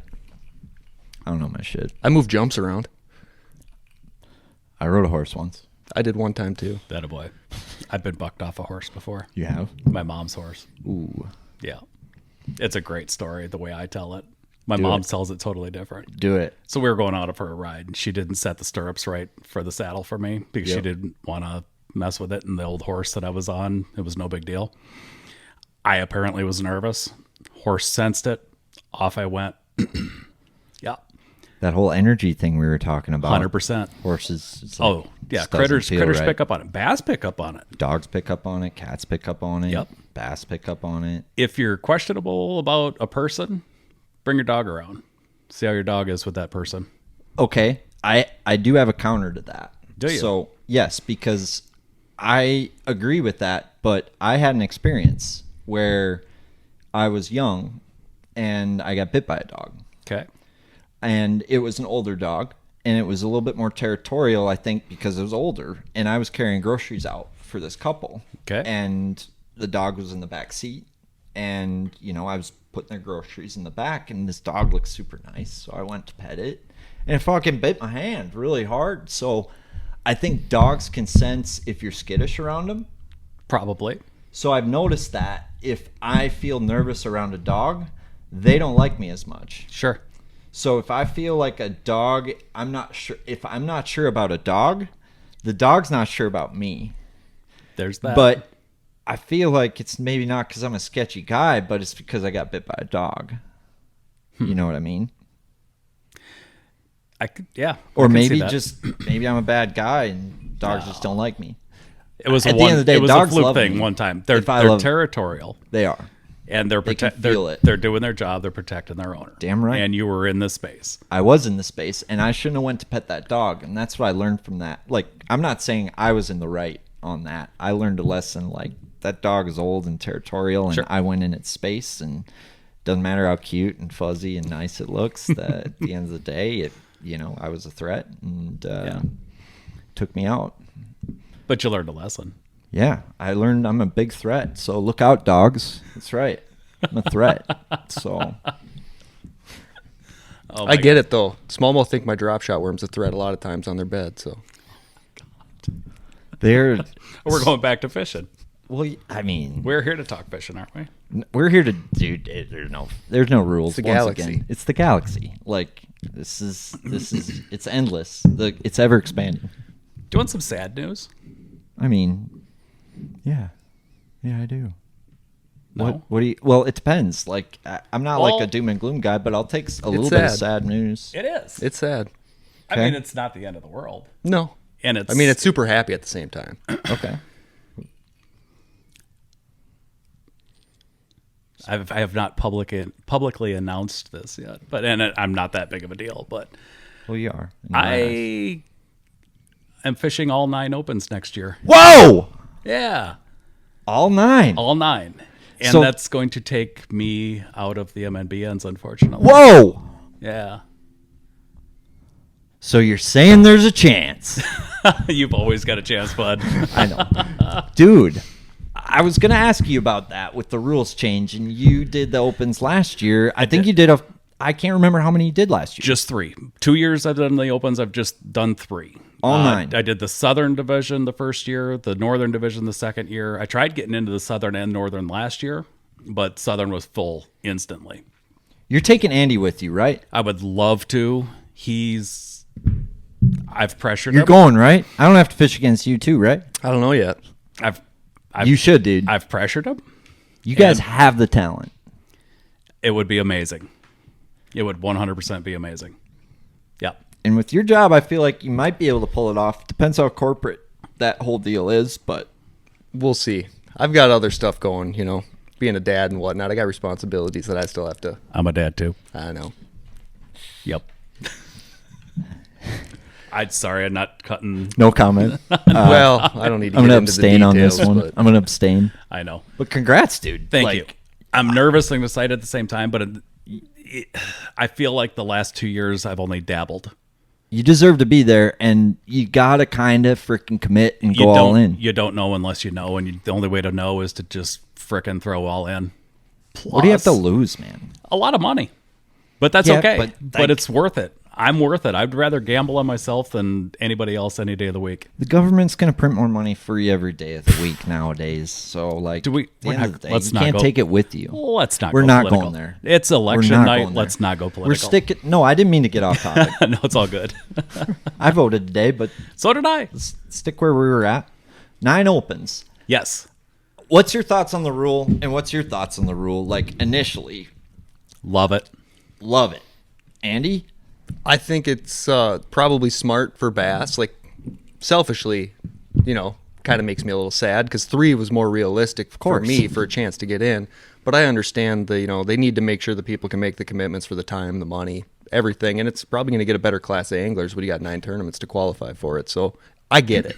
But it's just going to make the road for me a little bit harder if I choose to go that way. In all of my life, not to cut you off and not to take the stage, but for me personally, I've always done things the hard way. And that's where I feel like I can focus the most, doing things the hard way, which is my way. And when I do things hard way, yeah, I'll get my teeth kicked in, but sometimes I tend to float. Yeah. Well, when you get it, you got it the hard way. You know what I mean? Yep. Yes. Dude, So I loved it when the rules came out. I dig the hell out of the 5 days of practice, month off limits. I like it. I like that too. Yeah. Yep. There was rumor that they were going to bump the entry fees. I'm kind of glad that they didn't, just with travel and expense and fuel and all that stuff. So People but- aren't fishing those for the money, man. They like covering costs. Correct. You're fishing to cover costs, Correct. but you're not fishing You for money. cannot- Don't raise the entry fee. You can't think about the money. Right. The ultimate goal is the next level. Yep. And yeah, this is happening. We're Dude. we're giving it a go. I'm taking it serious this year or for 23. Well, I'll be honest. I think we need to. There's a couple things we need to get going. We need stopwatches and toothpaste, and we're gonna sell the fuck out of Tuma Time and Tuma toothpaste. Okay. Okay. And if you don't have these title sponsors, we're gonna make them with some toothpaste and some stopwatches. Okay. This is Because it's Tuma time, and get you a Tuma toothpaste because we going to the opens, baby. Do I have pretty teeth? You do have nice teeth. All right. Yeah. I drink a lot of coffee, and It's Andy Tuma makes time. me smoke cigars. I'm a terrible influence. Oh, horrible. It's great, though. I love it. You guys have like a particular cigar you smoke, or do you just kind of dabble around? Black and Milds. Oh, yeah. Oh. Anything with a wood tip. Anything I like wood a wood tips. tip, Swishers but- are good. Mm-hmm. But Swishers Black are and good. Milds are the bomb. Oh, like a jazz or a Yes. wine, or Yes. like a wood tip at Black and Mild. I like JP and I was yeah, in on the sometimes, casinos for a while. but- Oh, Yeah. JP. the gambler. The Black and and Mild Mild. casinos. What? It's a casino Black flavor. and Mild. I've never even heard of that. Oh, yeah. Oh, they're the deal. Got it. They're strong. They're I don't good. care. Yeah. Whiskey's strong. The whiskey has gone right to my head.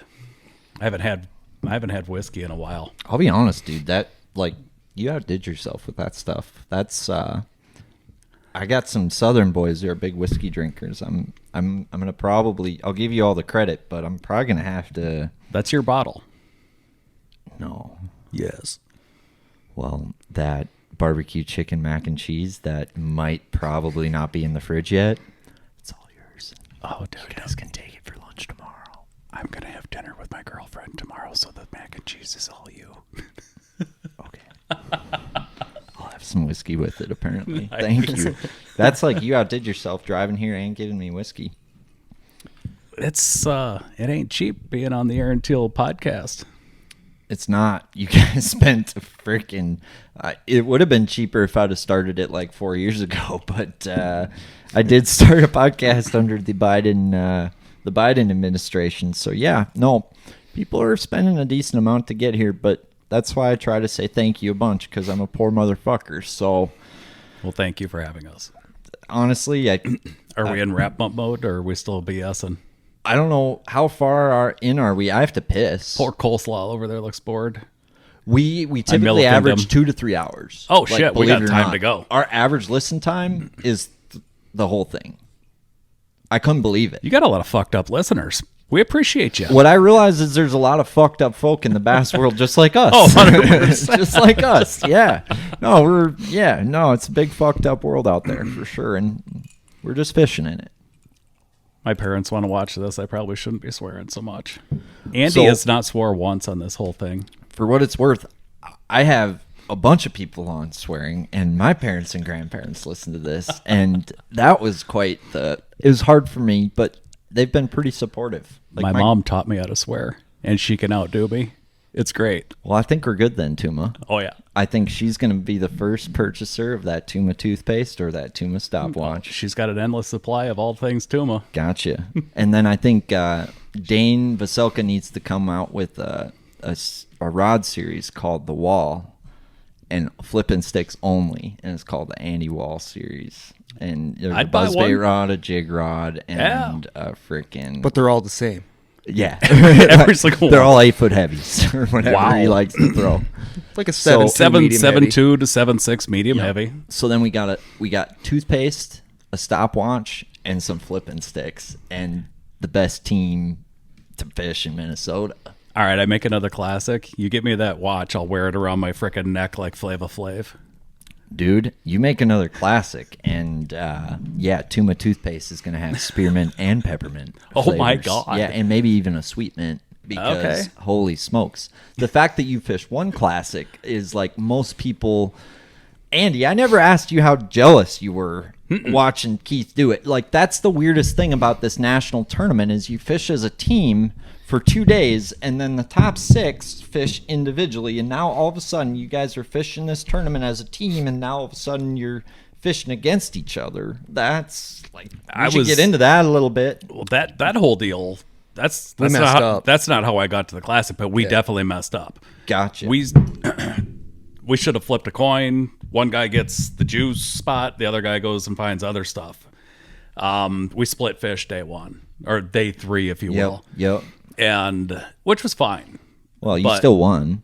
No, You took second. I was. You went to the classic. How did that go down? that was through the opens Oh fuck, that's right. You won an open.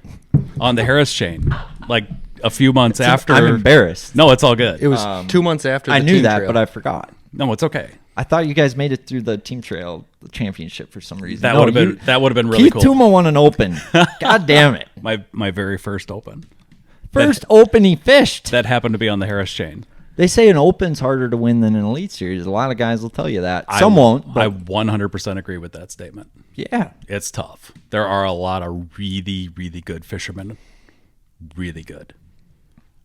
Really.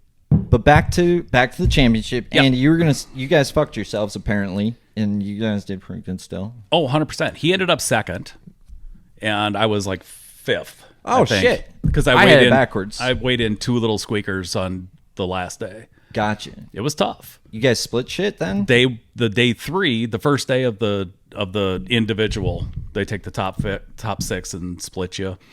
We were fishing the same area together, and we decided at noon whoever had the most weight would stay in that spot. Andy went and found other stuff, and yeah, but we split fish. Got it. But the conditions for that area that we were fishing also changed. We needed the jabronis out there. Got it. The jabronis were running over all kinds of stuff, pushing the fish to where we were. So the boats were helping you. Dude. Certainly. 100%. So you had just fished 2 days. Like that's a big thing. Is you just beating your water for 2 days, and then you got We to didn't beat it, though. Okay, it was coming to you. Oh, my God. Yeah. That's cool. The jabronis were helping us. So like you had the Tonka boat wake pattern like going in Florida, baby. Maybe. Okay. Maybe. So them grass, that bait in the grass, when boats run by, I'll just go. Blue. Oh, no. The guys that were running on the outside of the stuff, they were cool. They were fine. The jabronis, those are the fucking idiots that were running right through the hydrilla. Those were the ones that were helping us. And we were thankful for every one of those jabronis. And I hope they're watching. Jabroni. That's a rock term. Urban Dictionary definition of jabroni. Go. Oh, my God, dude. Some stupid motherfucker running right straight through the hydrilla. I mean, chunks of grass in their rooster tail, Like having to set down because they overheated. set down, overheating. Oh yeah, 100%. Florida fisherman's best friend from the sounds of it. Absolutely. So you could buy the jabronis beer after the tournament? Didn't know who they were. Oh, okay. Too busy catching the fish that they were scaring to us. Don't blame you. I Don't know. blame you. I'd have done the same thing. It was fun. Excuse me, gentlemen. I'm about to piss in my pants. No, but so now that we're back from our piss, like we were talking to Matt Thompson, what was that, last week, Cole? Last week. Yeah. And he was talking about before a tournament, he would manufacture anger. So he would That's interesting. hey, this guy looked at me wrong today, or, this guy, Noah Schultz is one too many of these. Like, God. And Noah he would- Schultz is on fire. Holy. I have a lot of respect for that guy. I could see being angry or manufacturing anger. At him. Yeah, and I like Michael Jordan did that or something. Yeah. So yeah, energy. So if you manufacture too much anger, are you going to be setting the hook too hard and breaking line? I mean, it's got to be controlled anger at that point. I mean, How deep did you go with them? Did you wormhole them? Aaron Teal can never set the hook too hard. He ain't strong enough. Oh my God. I'm a skinny little bastard. So you just set as hard as you can and hope they penetrate. Do you remember Big Stone? Not Big Stone. Big Sandy. Big Sandy. Smallmouth? Do you remember that shithole? Unfortunately, you guys brought the super stroker that day. Oh, we got yelled at. What? I passed the guy. gives a fuck? He wasn't happy. It's okay. We're good. He's a great dude. Shouldn't have been standing there. Shit tons of respect for him. Why was he mad? Because your boat was faster? I passed him. Yeah? Anyway. So in practice on that one. Attention all smallmouth anglers. Have you thrown the marabou jig? Have you thrown the hair jig? Well, if you have, you're going to want to listen right now. This podcast is brought to you by Veselka Fishing and Customs, a custom rod shop based out of Minnesota, and he has developed the answer, folks. What if I told you you could throw that marabou jig 30 to 50% further than you're casting it right now? Well, Dane, Mr. Veselka himself, has developed the answer. It's a custom 8-foot hair jig rod developed on a steelhead fly blank. He's put custom fly guides on this, so you're really going to be able to outcast the competition, catch more smallmouth. They aren't going to see you. What more do you need? Here's what I need you to do right now. Visit veselkafishing.com. That's VOCELKA fishing.com. This is the 8-foot hair jig rod, but this guy can build you anything you want. If you can dream it, he can do it. This episode is brought to you by just north of Memphis Barbecue. This is World Champion Barbecue. If you smoke meat and you don't like good barbecue, I do not know what to tell you right now besides you need to try some of this stuff. They've got their rub. They've got their sauces right on their website.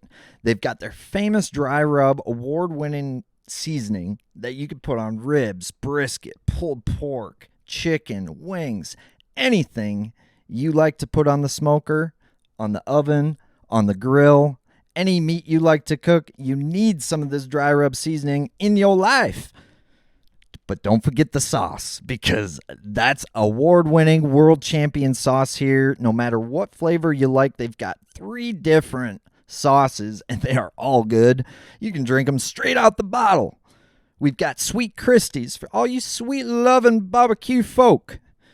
We've got Christie's Mischief for all you spicy bass anglers out there. And then we've got Christie's Gold. And they'll sell all 3 of them in a combo, but you need to go to their website right now. It's jnomemphis.com. That's jnomemphis.com. Dry rub, sauce, barbecue. Let's go. Andy, brand new line. And I said, all right, I got a spot. This is in practice. We need to check it. I need to show you what lives here. And he's like, all right. Throws a brand new freaking spinnerbait out there and gets lit up. First cast. Brand new line, brand new spinnerbait, and this thing's pulling drag, and all of a sudden, I mean, he's got it on for a little bit. Pow! His line breaks. He's like, fucking pike. I was like, that wasn't a pike. He's like, what? I was like, that was a pike, dude. It broke my line. Duh. He barely got line out of his mouth. And that frickin' smallmouth comes jumping out of the water. What? Just ching-a-ding-ding-ding. Mr. Jingle's just hanging in his face. He's trying to spit it. It jumped, 3-4 times? Yeah, a handful. Yeah. It was a good one. How did it break his line? Exactly. They are angry on that lake. Yeah. Angry. I'll be honest. So those have got manufactured anger. You guys Thanks, all Andy. fucked yourselves. Yeah, you promise. stupid bastards. We are dumb. Don't set the hook and practice. I know, it was too much fun. But there's not that many fish. I didn't know. Now you do. I thought there was We more. knew. You knew. Mm-hmm. Oh my God. You have to look at those as, like, you can beat yourself up, right? Yeah. But I'm better for it, dude. Yeah. I fucking deserved it. Yep. If you don't set the hook, you might be on catfish. I deserved that shit. You know what I mean? I hear you. It's all good. Stupid. We all have those regrettable ones, but if you don't learn something from them, Totally, man. I mean, it's you get your teeth kicked in a tournament. Here's a little fucked up theory for you. Okay, when you win or you do really, really good, how much do you learn? Not much. Not much. You learn how to not win the next 3 fish on that lake if you don't adjust. You figured something out. Your deal worked. It wasn't overly difficult, even though it may have been difficult. But there's not too terribly much to learn when you're winning. I mean, there is some. Don't get me wrong. But when you get your fucking teeth kicked in, you come in last, you come in middle of the pack, you come in out of the money, whatever. You got a lot to learn. Yep. And education is valuable and sometimes is extremely expensive. So, yeah, education's good. I think a lot of fishermen, the biggest mistake they make is not looking at their failures or their losses As that way. successes. Bingo. As 100%. learning experiences, as Yes. fuel, as whatever you want to call it. Yes, I agree with that statement 100%. I know Andy does too. He should speak up because he's not tinny anymore. Yeah, Andy. Anything to add, Andy Walls? No, I think you guys nailed it. Fuck, Throw a dude. buzzbait? Got it. Buzzbait. Got it. Yeah. I don't know. The mental game's my favorite part. So You don't get phased much, do you? He's pretty cool, calm, I've and noticed collected. that. Yeah. The dude doesn't change. Unless he's telling somebody that he didn't deserve it. I did that once. Feel really bad about it. I What do do you mean? too. It doesn't matter. It's a long story. We don't need to rehash it. Sorry, folks. You don't get in on this one. No biggie. Yeah. Now, you want to talk about... excuse me. You want to talk about culling? Sure. It's the same day. It was the same day. 6 fish limit. I put 2 of them on the beam at 258. They're both 3-something, like just over 3-pounders. Took the smallest one off, let it go. Took the biggest one off, let it go on the other side of the boat. Yep. Keith's like, how many we got left? It's like, 5. Yep. Got 2 minutes. There's the fish. Yep. Just sitting down there. Yep. Yep. So couldn't catch another one. Go away in, and I think we got like 3rd or 4th with one less fish than everybody else. And Oh, we had it won. yep. Big time. Funny, though. So the So, stroker if has you a ever- nice mural when you lift open the live well lids. It says "Hey" on the one guy with like a guy with his arms up. Then you flip the other lid and it says "Count." True story. True Put story. the stickers on there after that. No it's stickers. painted. It's all in white Paint paint Can't marker. peel that shit on. Nope. No, sir. It's painted on there. Yep. Hey and Dude. count. Oh my god, dude, It happens. It happens. I haven't done it since. No, he has not. I make a fucking chicken coop around the bag now, like when we bag fish, because Mark Shirley and I had a time where we caught this random 4-pound smallie in a tournament on Ida, and when we were bagging it up, it went. That was aggressive. Gone. That happens. Dude, it does. Unless your name is Chad Foster and you are the Bass Whisperer. Dude, he's a good dude. I just want to say that. He's phenomenal. I like that dude. He's a true bassin' man. So he and I were fishing a tournament on Leech Lake, and it was a end of the year Joel Stoka Team Excel Yep. back in the day, 8 fish limit. I love me This- an 8 fish. Yeah, it was horrible. We won it, but it's not a 2. at one point, Chad in the back of my boat has got 5 4+ pound largies laid out on the back deck, live well lids open, and he's culling. We had 8 fish and just caught a 9th, and then we're culling. He's got 5 of them laid across. I was like, dude, you're freaking me out right now because these fish could flop. And he's like, they're not going anywhere. The Bass Whisperer. I kid you not. I've never met anything like him. Never met anyone like him. Anything, whatever you want to say to it. It was freaking amazing. Unreal. Calms him, like, just with his mind. I don't know what he does. He's calm. Chad Foster, if you ever meet Chad Foster, he's a calm motherfucker. He's a freak of nature when it comes to bass fishing. He does He's a stuff. natural. He's He does stuff that nobody else can do. correct. I'm telling you. How so? He'll do the exact same thing as you, Yep. except his way, and it's totally fucking different. See, I love that shit. Yeah, it's really fun to That's watch. my- And kinda it will shit. blow your mind. You'll never be able to duplicate it. I love that kind of stuff. He's an anomaly like that. Cool. Yes. Yeah. Yeah. My favorite Chad Foster Chad. story Oh. was I was fishing with Chad and he was flipping a craw. Yep. He flips in there and he comes back and both Oh. pinchers are gone. So he's got like This if is you think more of like than a once. chigger craw. Oh, yeah. And it's like just the body, right? Yeah. He's like, oh, I guess that kind of looks like a tube, and he flips it back in there and he goes to catching them even better. Dude. And like that's Right. a Chad Foster thing. Like you'd never do that, right? And oh yeah. He catches them. I oh love my gosh. that. Yeah. Yes. Because I put a new fucking chigger craw on. No, you ain't got time. Throw it I back in love there. that. It looks Yeah. like a I tube. love that. You know, It looks It like looks a like- sluggo. It's a Ned rig. Yeah, It's it a looks little like something fucking- stupid. Yeah. Yeah. Looks like what they're eating except for the craws. Yeah. They Yeah. just saw it flapping for they didn't want the flappers. They ate them off. Right? Yeah, they wanted the bot. Yeah. Took the flappers off for them. That's a Foster it's like, move. Oh, I just listened to the bass. They didn't want the No, flappers. Look, they he didn't give them back. He Like, tells them what to do. love 100%. He Yeah, tells because them I what can to go try it and it won't happen. do. Never. interesting. Yeah. Yeah. So And we make jokes about that on the boat. Well, fucking Foster, throw it back in there. We throw it back in there. We just haul water. If Chad was in between the two of us, he'd get bit. there's those people who like, I thought you guys were those people. But Oh, like, no. There's those bassy ass people, and Foster. I've heard that from not just you guys, but multiple people. And I've talked to him a few times. He's just a very down to earth, 100%. like good dude. Yeah, But, he is. Yeah. You should have him on. I'd love to. There's a lot of low-key guys like that maybe didn't fish a classic like Keith Tuma or something like that. Foster, right? He fished the Forest Wood Cup. Pushed the Forest Wood I was Cup. gonna say, like, Foster actually did, but like he's so nonchalant about it. Like, he's not the guy he's not the look at me guy, and I love those people who are just. He's I an do what under the I do. radar. I don't need the attention about it. I just love to do what I do, and I love that about people. And I love those type of people. Chad Foster is speak softly and carry a big stick. Dude, That's his MO. I fucking love that. Partially why we're doing the Bass Galaxies, because like people like that is like, you don't get a chance to talk to people like that. People like that don't get a chance to be heard. Right. Because yeah. they like flying under the radar. Totally. They don't and want rightfully so. Yeah, they don't want the attention. Noah or Schultz the is that publicity. way. Yes, to he be is. honest, he's a lot that way, and I love that about him. And you guys are a lot that way. I think is you guys aren't guys who are like, look at fucking me and caught 28 pounds on woman. No, you just go do it, and then you just like, I want to go catch another one, and that's all you worry about because we love bass fishing, and that's like all we care about. We got lucky that day. It worked out. How's That's that was one of those days where we didn't really learn anything. No, you did.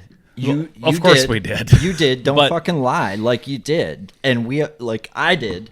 Anyone who was paying attention, I feel like learned that day. And that's why we're not going to talk about what happened, because I feel like you guys have earned the right to keep that. It was a 1-2 punch. Of course it is. Yeah. It's just a team derby. The best derbies are a 1-2. 30 mile an hour winds. Yep. Yep. On a birthday. That was still one of my personal best tournaments that I got to be a part of. You guys got to experience some magic. Oof. And those are the best days. That's why we do it, right? That's Yes. why we wake up in the morning. There's so few of them. Oh, Yeah. but you forget all the shitty, like, it's the opposite of being in a relationship. If you're in a relationship, she's going to remember all the fights. She's not going to remember all the good times. Well- Fishing's the opposite. I'm just telling you, dude. Fishing's the opposite. She's going to remember all the fucking shit that you fucking have done. In fishing, you forget the bad days, it seems like. And you just, those days where it all goes right. Let me daddy talk you just a little bit here. Yes, Father. When you find the right woman, she too will remember the good times with you. So, Am I right? Yeah. Okay. yo, When you find the right woman, wow. she too will remember the good times. Thanks, Cupid. That's the best advice I've got all day. There's hope. Oh, so you're saying there's a chance. Dude. No, that's freaking wow. They talk about that little grain of juice that was hiding in plain sight. The fly shit that's in the pepper that you don't have to pick out because Tuma picked it out for you. You're yeah, welcome. Yeah, thanks, Tuma. Yeah, no, I'll go with this flour. Got it. Yeah. No, there's good stuff, dude. But yeah, so that day that Foster had 5 fish on the back deck and they were not flopping. He's just like, yeah. And so 5, that was 4, another one of those ones that I will not forget. Yeah, we won at 8 fish limit, 36 pounds. Second place was like 33. 33 or 34, yeah. I'm not a math guy, but 36 pounds divided by 8 is what? A bunch. It's over 4 pounds. It 4 certainly pounds, is. 32. So Yeah, it's a bunch. Another one that I won't forget. Walls is like, had a fish missed his frog. Oh, gosh. This was another team fall tournament on a potential leech lake. Yep. And Okay, largemouth. Yep. Mrs. Frog, he's like, we want that one. I said, didn't look that big. I reach down, I pick up my flipping stick, flip in there, donk, set the hook, line breaks in the reel. What? Yeah. Line breaks in the reel. Okay. And I'm like, what the fuck? I was plagued with a bad batch of line, I think. And I was like, well, the line's laying there. Might as well go over there and grab it.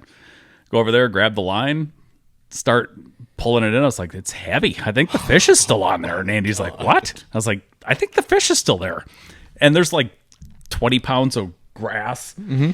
And he nets it just in case. And sure as shit, our big bass. It's 5.5 pounder. 5.5 pounder. I was like, I didn't think it was that damn big. It was. It was a good one. Holy smokes. Yeah. It's like out of an That old shit Western. never happens. Come on here, bits. Oh, yeah. Oh, it was, yeah, it started cutting in my hand, and it was fun. We won that one, too. You bled for that fish. I did. That was a 5 for 27.5 pounds, wasn't it? We had to find help that day. We did.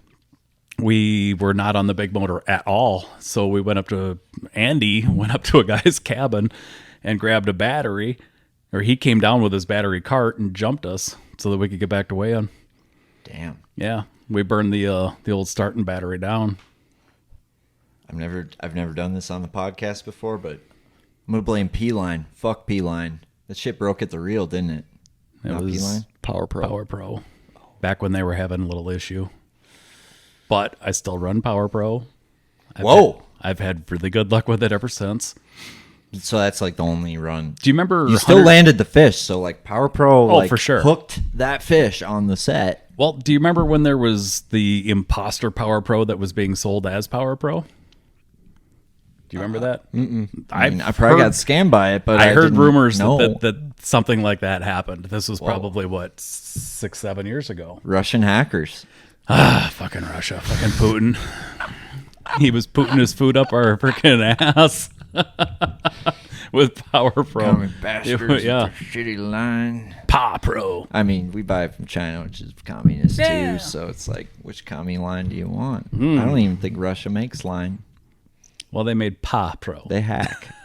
Pa Pro. Pa Pro. Pa Pro. Anyway, I heard, and I don't know if it was or wasn't, doesn't matter. But I'll still run the stuff. You know, just because you get a little bad batch every once in a while, it doesn't mean it ain't going to be good when they get things figured out. How much braid do you guys throw? Andy, I want to hear I feel like you're like a fuck you, I'm throwing 50-pound test braid if it's 10-foot clarity. Yeah. God damn it. Straight braid, yo. Is that on anything that's like not a moving bait then? No, especially moving baits. Oh, crankbaits? Yes. Shut up. Yes. I heard one guy say that before. Because it rips through the grass better and cuts the grass. But it doesn't rubber band off the grass as good. Correct. So there's probably like a time for both. Yes. And you're the kind of weirdo that tries to figure out which one it is, or you try to find the rip through the grass time and you don't fuck with the rubber band part. There's a southern lake that where I was throwing 20-pound fluoro. Mm-hmm. And it just didn't work with the rod that I wanted to use. I could see that. So I switched to braid. Mm-hmm. Difference. Huge. Like your bait wasn't getting through the grass and then it was? Oh no, I could pull it through with the fluoro too. I just, once the fish committed, I couldn't do anything. You lose them. Yeah. So it wasn't a matter of getting the bites, it was getting the hook into the fish? Correct. And getting the fish into the boat. Gotcha. So that's the braid thing for you guys. It's literally doesn't matter how far my bait is from my boat, that fish is getting hooked and coming in the boat. Correct. Is that the same for you, Andy? Or just like it's cheaper? No. It's where I'm doing that, he's throwing fluoro. Interesting. So you guys are kind of opposites in how you do your We braid and fish fluoro? We fish very similar but very different at the same exact time. It probably helps make you a good team, but it's also weird as fuck because I'll be honest, you don't hear people say that. It's weird, In right? fishing, because like generally speaking, everybody's gonna say, "Oh, I'm gonna throw moving baits on fluoro," and now you've got the trend of guys throwing the braid to fluoro leader on a non-moving bait. Yeah, won't even a straight braid. Yeah. Fuck the leader. We don't play with leaders much. No, I don't either. Yeah. If it's a bait caster, the only thing I'm tying a leader on my bait caster is a topwater, and other than that, I'm either straight fluoro or straight braid. More fluoro though, so Okay. that's kind of cool. Yeah. Because most people think that you need fluoro. I mean, fluoro's great, It is. I like it. but there's definitely times where I like braid, and he'll course. still run fluoro.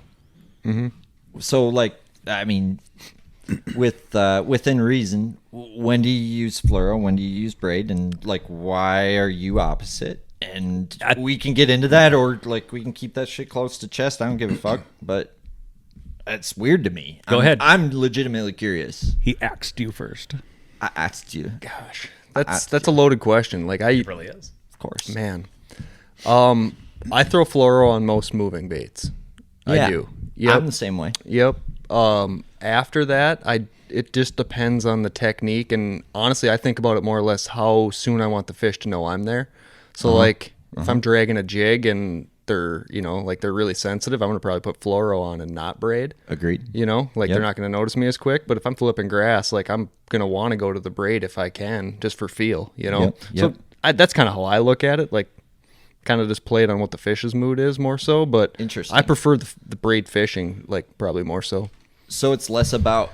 So in your opinion, it's more about how you want to feel the fish versus how the bait's acting and how the bait acts with us. Because I've noticed baits act different depending what line you use, and that's a big thing for me, I guess. But But I feel like you can counteract that with retrieve speed and like your rod angle and Yep. like you can do things to counteract that. And I probably do that and without thinking, right? But I would agree with that. for me, it's more or less how soon I really want to be able to reacting myself. Like, Gotcha. Mm-hmm.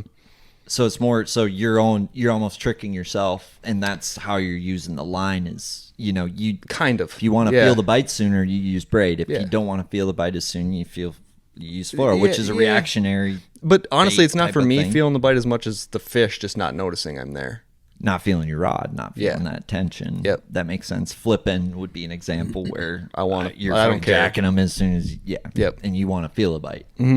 So that's how I do it, I'd say. Gotcha. He's way more specific about it than I am. What's your I throw a really weird rod for certain technique, and I want braid on it Gotcha. because it just freaking works. And Can- and it's a reaction deal. And when you've got the bait dialed in to where they're eating it, Yep. it don't freaking matter. Fish is good for me. I get them in the majority of the time, as long as I don't crank on them too hard. Can I take a stab? You may. Is it you throw a chatterbait on a glass rod with braid? Yeah, 100%. That's the only way. The reason I said that is the only way I could think of being And I- able to do that. And I use the reel to rip it through the grass. I probably shouldn't have said that. We can cut it out. No, You it's just all have good. to say cut. No, it's fine. Okay. 'Cause it just that's what I do. I think that is. I do. If you're cool with leaving it, we'll leave it. But Leave I'm it, just that's telling fine. you that's counterintuitive to how the pros are advertising it, which to me is cool and badass and original and authentic as fuck, sir. One in the Harris chain for me. Mother of God. We'll leave it at that. Well, I'm honored that you even shared that. So, Yeah. Andy, what's your big tournament secret now that Keith spilled the beans and we're all half in the bag? My big tournament secret? 50-pound braid and a buzzbait. Do shit motherfucker. opposite of Tuma and catch the fish and he leaves. See, there's something to that. Honestly, the one I would say is like I'd do a little bit of the Steve Kennedy, like the visualizing thing in preparation. Like That like dude's it's a amazing. mental game for me, and I try to like I have an idea how I want to catch him when I show up in the morning for sure. And so like it's like kind of the happy Gilmore happy place where you're kind of like going to Kind of, you're yeah. trying to picture and visualize yourself throwing that buzzbait across that whatever you're throwing, and you're trying to imagine a 5-pounder eating it all fucking day long, and the night before and the day before. Well, that's type of so thing. like I mean, if we want to get it in practice, that's kind of like what I try to do is like I really don't. I'm not as much searching for a spot as much as I'm searching for something that I can throw that I know they'll bite. Like I know Yep. if I get it near one, it's going to bite it, period. So then once I have that figured out, I'm just visualizing like where am I imagining finding them that day, So like if Keith and I have practiced a little bit and let's say we're fishing this point, I'm like, it's going to be this cast, like maybe Yep. a 45 or maybe they're going to be up on top today and I'm just visualizing like where I'm going to be catching them. And then I just, go do it. And it gives myself the confidence to fish the bait slow or, Yep. more methodically or whatever it might be. Dude, And I we've love come that. full circle to where we started this whole deal. Fishing confident like the way you want to do it. Abso-freaking-lutely. I'm gonna take one step deeper on that because I think like what you we're said going is deja fucking vu, aren't cool. we? Not quite that deep. Nope. I'd say we're in that mid-range weird territory right now. Okay. When Dane and I practice, like we've learned, like there's the weather for today, but the weather today is not going to be the same tomorrow, right? Sure. So, like when Unless you it talk is. about visualizing, when I approach an area, I try to visualize it. Okay, how's the weather right now, and how am I going to fish this spot, right? And in practice, I try to think about how would I fish this spot if it was cloudy under the same conditions, and then I change the wind, and then I graph that spot essentially. Okay. And when you talk about visualizing, like I can relate with that so much, but you take it to a cast level. You take it to you visualize the literal cast under, like you're taking it to a very specific level, and I'm looking at it and I kind of take it out into a broad level of like how is this area gonna act when the shit's different? You just You need know to what I get mean? bit. Once you get bit, Bingo. then you can dial it in. Bingo. So like I almost don't visualize how they're gonna bite. Now you're being a hypocrite. I visualize how they're gonna bite. I want to catch them on this cast, and I get freaking stubborn, and I get tunnel vision, and I get yeah. hard-headed. Oh, you still gotta be open-minded though, right? That's the double-edged sword of the game, right? Is lock this in your hand or listen to the bass. Which one are you doing? They're both right answers. Yeah. Are you confident, or are you going to listen to what the bass are That's telling your you? right answer, Yeah. right? Yeah. And it's so weird. You talk to different, like you get a guy like Noah Schultz, who's won fishing a dock. He's won camping on a deep spot, getting bit every 30 minutes. I feel like you guys are similar in the sense of you've won smallmouth tournaments, you've won largemouth tournaments, you've won in the spring, you've won in the fall, you've won in the summer. Managing your double-edged sword to me is the hardest thing in tournament fishing for anglers, and there's only a few guys who seem to manage their double-edged sword or just dull one end of the sword as best they can. So this goes back to the whole partner thing. Yeah. If you've got a partner that you can bounce things off of and put a number of things out there, and he is like, I think we should try this, this, and this.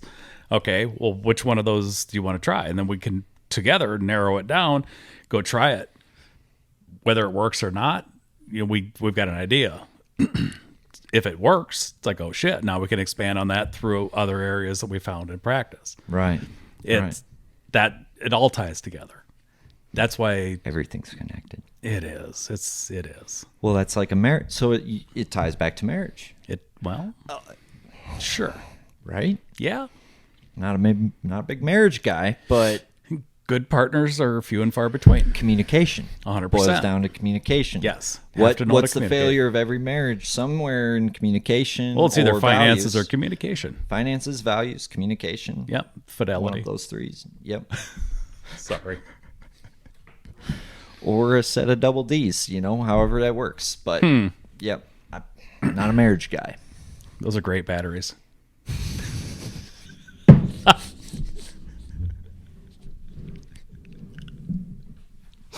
All right. I'm out of beer and I'm out of whiskey. ones? I don't fucking know. The 9-volt.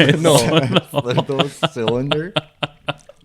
I think they're just D batteries, but if you put two of them together, they got to be double Ds, right? Big motherfucking batteries. That's what I do know. Big. Oh god. Big honkers. Yeah, bud. Hey, What are we doing? I have to piss again, to be honest. Already? Dude, I broke Once you the crack seal. the seal. Yeah, crack the seal. Okay. I have a Aaron woman's Teal cracked bladder the once seal. we crack the seal. Yeah. All right, so we're back from our piss. All right. We've magically reloaded on alcoholic beverages. This episode of the podcast is brought to you by JP Wisers. Canadian whiskey, aged for 18 years. Quality is something you just can't rush. But you could buy it. Fishing is something you just can't rush. Like, talk about forcing it. Fishing, you can't force it. You can't. You force feed them little fuckers when they don't want to bite, and you teach them a lesson. Yep. So, okay, There's a lot of that in our boat that goes on. So there's not a lot of JPYs happening on tournament day. Maybe before, maybe after. You're letting it age, but you guys are force-it kind of guys. Like, you're going to eat. If you don't eat a meg draft today, then fuck you. Then I hope you starve. Yes. I love that. Yeah, there's a lot of days where we go into it with that mentality. And by the end of the day, we're throwing frickin' Ned rigs. That's not true. So your mentality changed. So eventually I just maybe pulled the fisherman fish I on you. think I've we never own thrown 6 spinning rods in total together. Who caves first? Him. Tuma or Walls? walls. What is caving? Picking up the Ned rig. I've never thrown a Ned rig. Okay. 100%. I may have casted it once this year. Okay. But he caves first on the more finessey bait. Like, so you each want to Yes. throw what you want to throw. No, and then I'll grab a spinning rod first. and for he's sure. a stubborn Polak. Yeah, Are you Polish? I am. I knew it. I Knew knew it. it. You knew it? I knew it. Big Mama. Big. I knew it. He's pirate deep down. Hey, can we go Which back one? to a little something? Yeah. No, go ahead. Say what Which you want one? to say. Yeah, well, Pirate? Yeah, We're all fucking pirates, but talk. I got to fish with him once. Give me your point. He's very good. He is a good fisherman, dude. Really good. I have respect for talk. Yeah. Yeah, when they did the Major League Fishing up in Grand Rapids, he stuck around for like a week after because he wanted to learn because he didn't win. And like I love that about him, right? And Yep. so he just went out fishing and was kind of trying to be like, well, like what do you look for? And I was like, the same thing you look for, But I got to fish with him and it was really cool, like just to watch how he breaks things down and does things and puts a lot of stuff into perspective. Luckily, I've actually got to fish with quite a few of those guys, and it's been kind of neat. Talk's kind of a two-rod Todd, isn't he? Yeah, Yeah. 3 things. Yeah. Yeah, it's like Crankbait, brush hog. crankbait, Jig. Yeah. a jig, and a chatterbait. I love that guy. That's it. Keep Yep. it simple, stupid. Dude. You know who Yep. else Andy Walls has fished with? Andy Walls has fished with a lot of people. The list is long and distinguished. I loved it. I got to fish with Keith Tuma once. Oh, fuck. Here we go. Oh. He's fished with Mr. Iconelli, Yep. Whoa. Mr. Skeet Skeet Reese. Reese. Yeah. Whoa. Do you make you use his rods? No. That's good. Okay. No. No offense. But no, yeah. He also didn't use trocar hooks. Big hole in that mouth with the trocar. Fucking pow. That's like a freaking. It's like dynamite going off when you set the hook. What's the bullet like compared to like the bullet that doesn't make a big hole in? Oh, so you got like the full metal jacket versus the hollow point. Yeah. There you go. Yeah. Good analogy. Yeah. Hunting stuff. Yeah. Okay, boom. Boom. He's Trocar. got great stories. No trocar. No. Who else have you fished with, Andy? Well, there's probably more, but those are like the 3. Recently, he's fished with Mr. Voselka. I saw you two went on a little escapade. Yeah. I think it was a little bit more than that. There Oh, was yeah. some man love going on in the boat. Hey, man, If those bass were males, you are correct. you get to feel You them guys caught tattoos some for freaking saying- whales. You guys did. Yeah, it was fun. So, I've never fished with either. of you, I've but you never fished with Dane or you. No, I'm jelly. So Andy, was fishing with Dane a little weird? Were you like, what do you do? Like, what are you thinking? Like, was Yeah. he like a different brain? Oh, in your yeah. opinion? Oh, completely. That's really cool to me. Like, yeah, it was different for sure. Like the areas that he would pull up to were not what I would have pulled up to, but I see why, like it was really neat to watch. And I'm sure he probably saw some of that vice versa, right? It was neat. And when they started doing what Andy wanted to do, they started catching fish. I believe that time of year because Dane is a pretty methodical dude, and I think Andy's like we're gonna I'm probably make sure they're up shallow eating a buzzbait. I'm kidding, Dane. You did great. I just flail around, to be honest with you, and something happens every once in a while. You're humble. I like that. Always ghetto as it gets. Gangster. Fuck yes. The big G. Brings out the W. North side. West side. West side.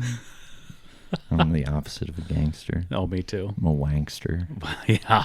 Well, wannabe. Wankster. Wanksta. I'm a Thaltine cracker. Saltine. I'm a Thaltine Have you cracker. done the Thaltine challenge? That'd be kind of fun. I lose enough at things. do the cinnamon challenge? No. You ever try a bunch of cinnamon at one time? No, never done that. The milk jug challenge, the old drink milk. Nope. Milk's for Oreos and cereal. God, I've got. Dude, you fished a classic. I don't want to talk about that. Andy, Yeah. how mad are you that he fished a classic and you didn't? Like, He's I not don't know. mad at That'd be all. weird. I'm not mad. You don't care. No, my story's not over yet. I like that. Andy has a plan, and plans. Once you announce a plan, here's the deal: if you announce a plan publicly, Yeah.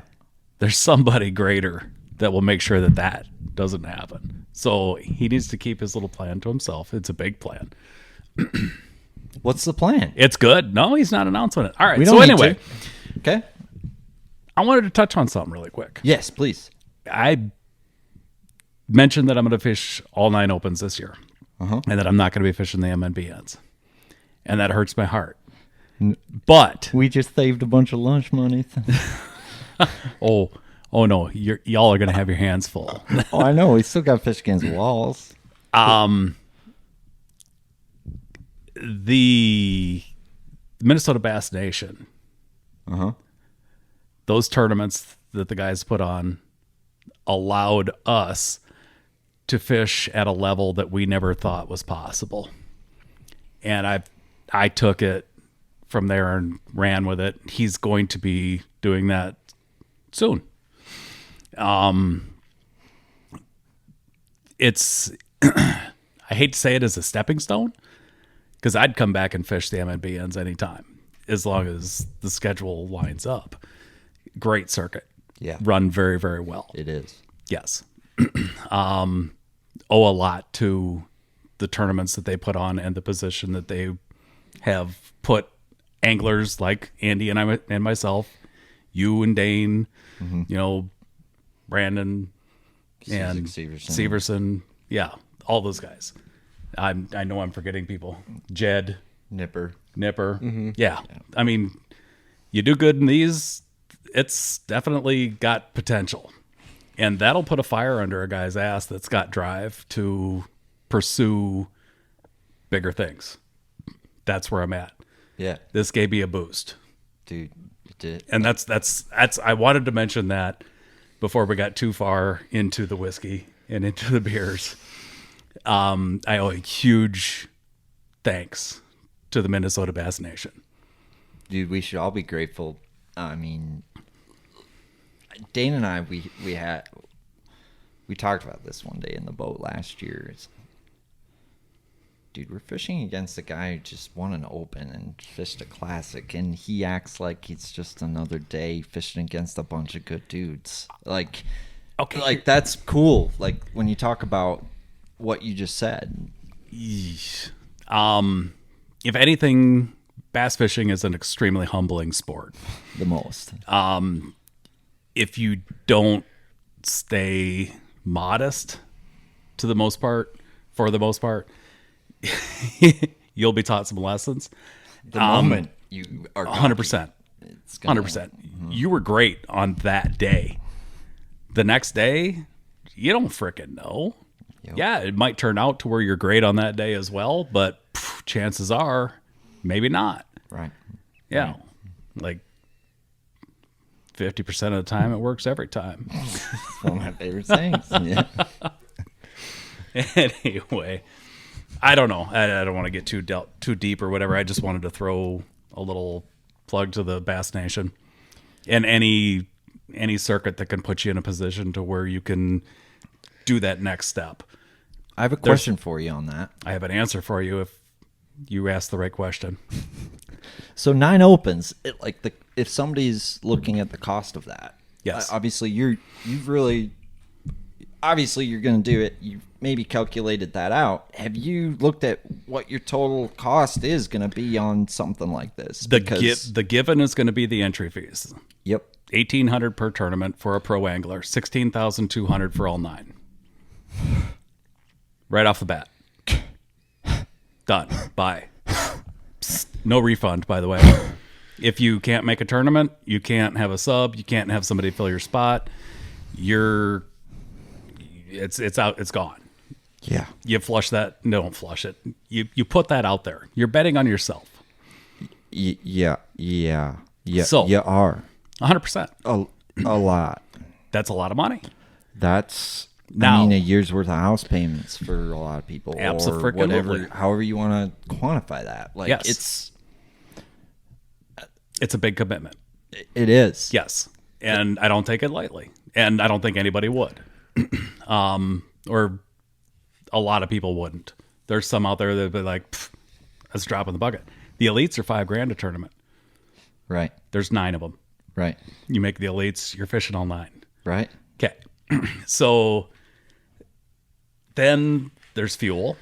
Yeah. Lord only knows what fuel prices are going to be. Whatever, you're going. You can't look at it. You just got to laugh it off and be like, well, I'm going fishing. I'm just thinking it's got to be more than $4,000, which puts you over 20.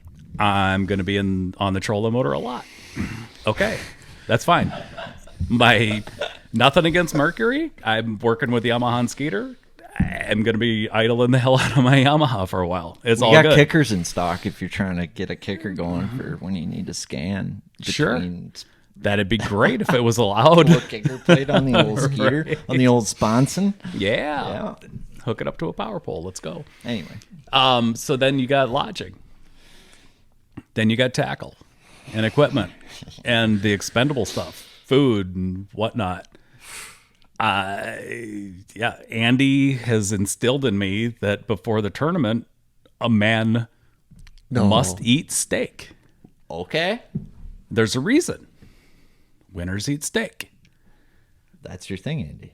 It is. It's a big deal with him. And it's one of his fishing secrets that he didn't want to give away, but I'm giving it away. Ribeye, sirloin, or T-bone is my only question. Steak. Doesn't matter. Fucking steak, dog. It could be venison. It could be Okay. beef, steak.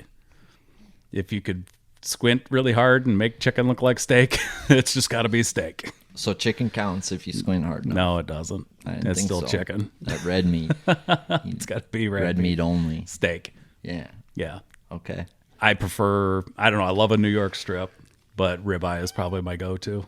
Ribeye. Okay. Yeah. Yeah. A little medium action. Medium rare. Okay. Yeah. Well, A little moo. 134, 135. I think that's what medium rare is. Couldn't tell you. It's good. Smoker is in my future, but baby steps. Just get yourself a good charcoal grill. Can't go wrong. But see, I want to smoke like some barbecue. Yeah, You do that on charcoal? You're like, yeah, You can. All this freaking. you can. I can make it taste like that in an hour with some charcoal. Is that how you roll? I could play with charcoal, but you add wood chips to it. So you're smoking some, like, Yeah, you're doing some fancy charcoal. sure. But Well, I've so you got a fucking- smoker too. You have a smoker too. Okay. Walls, it seems like. He can grill up some grub. Gotcha. Mm-hmm. Little cooking action down home. I like to cook. Cooking. I don't. So that's cool. I need to hang out with you boys more often from the sounds of it. Might gain a pound or two. Worked for me. So I've you been guys, trying. so you guys cook your shit all the time. Yeah, Bring I don't cooked eat out sticks too in the terribly boat much. and- Yeah. Okay. Yeah. Well, you gave me that good Mexican joint in Brainerd. Thank you, by the way. That place is legit. Hells yeah. El tequila. We don't eat much in the boat either, by the way. I mean, who has time? Yeah. You got another fish to catch. Yeah. There's no. really not much time for breaks unless it's in between. Let's be honest. But- we all turn into anorexic crackheads in the boat. There is always time for an attitude adjusting or a celebratory cigar. Of course. Always. Always. Of course. You can still fish. The old cigar in the old mouth. And it's a wood tip, so it fits Have nicely. you ever worried about busting your line on that cherry though, on that red end, the glowing ember on the end of your cigar? I've weakened some line. I've thought maybe. about it. Okay. Yeah. Gotcha. I don't do that. I don't really do that anymore, but back in the day, maybe you need to get back to that. A little Becca now. Backwoods? You guys do the backwoods cigars? Ooh, those are good. Special occasion shit. Yeah. Yeah. Tastes so good when it hits your lips. It's Yeah. Have you really tried good. the White Russians? Like the drink? No, the backwoods cigars, White Russians. What? Dude, live a That's little. a thing? It is. Never seen them in my life. Grab you a pack. Mother of God. Hell's yes. New level. Really? Yeah.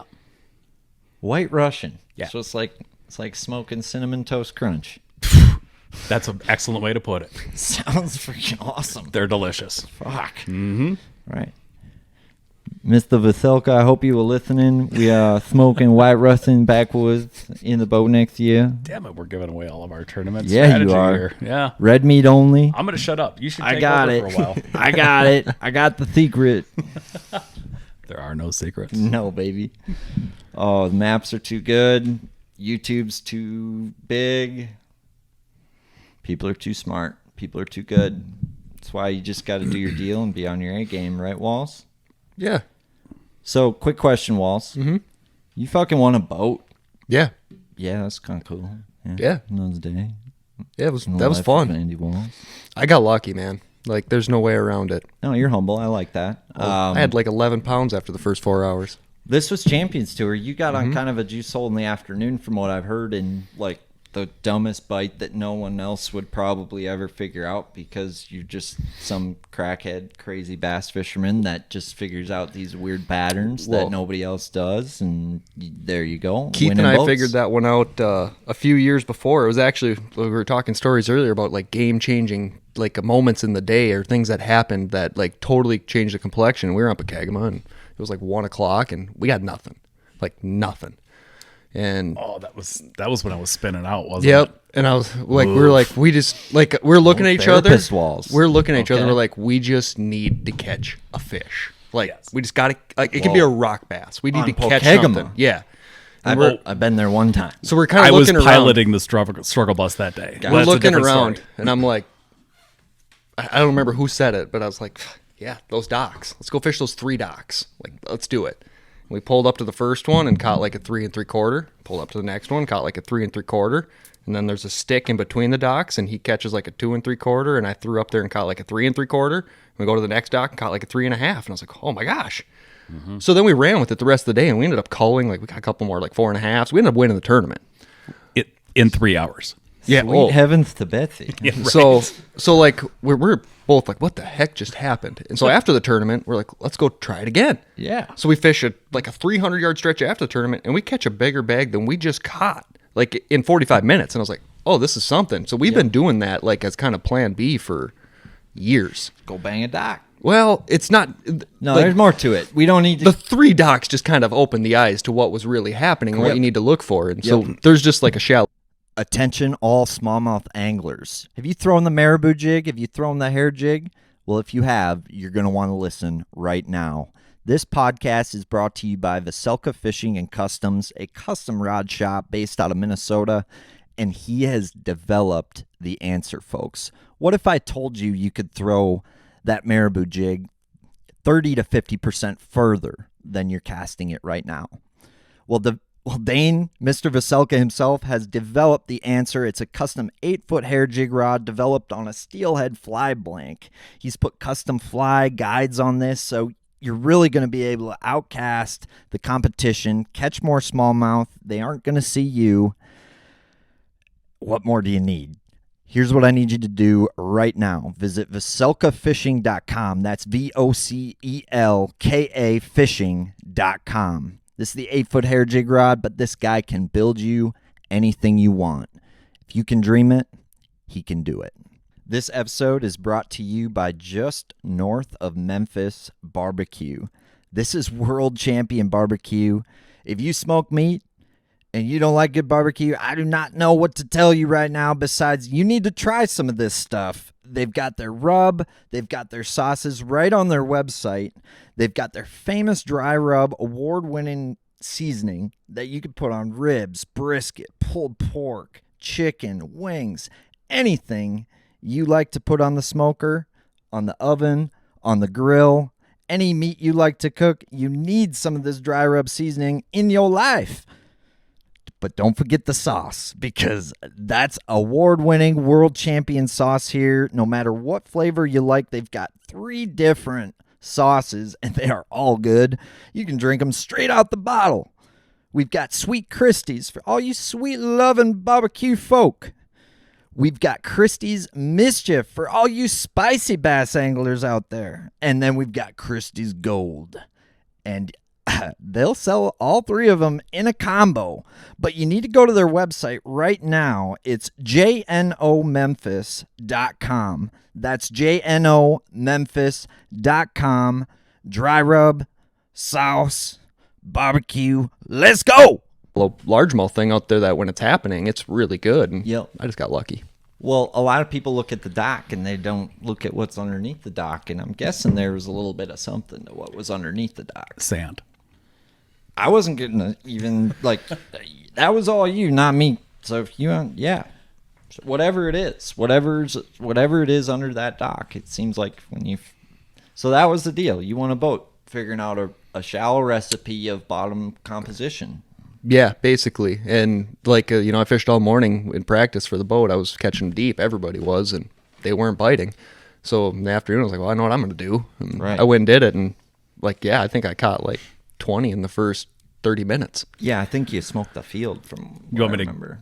Yeah. really blow the lid off of this deal for him? I mean, you might as well. All right, it's because I already gave away the sand. You already kind of gave away. So you know how wave actions will make the little ripples in the sand? You can see them on the bottom.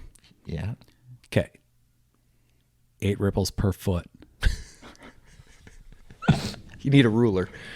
Or you might as well start smoking pot, Keith. Dude. Not 9, not 7. 8 ripples per foot. I'm going to spark up a joint to this. My goodness. Well, I just had to fuck with everybody. I love it. Yeah. So It's like barrel twist when you're yeah. building a long range gun. No, it's got to be the right grit of sand. I wasn't going to go there. The right grit. Well, it's the shade of white. Right. What shade of white It's it is. how many shells are getting crunched up in that ripple amount. The larger grades of sand don't create as much ripple in the sand turbulence that Have you ever mined for gold? The ripples are everything. I've watched the Outdoor Channel hoping for a fishing show and gotten gold mining. Yeah. Yes. We all have. Yes. Yeah. 'Kay. Where they got the blue pail with the So, freaking If you get the things ripples in too it. far apart, it's going to wash the bass away. If they're just right, they're going to hold. Okay. And the big bass float to the bottom. So, yeah, you definitely... The bass and me lucky charms.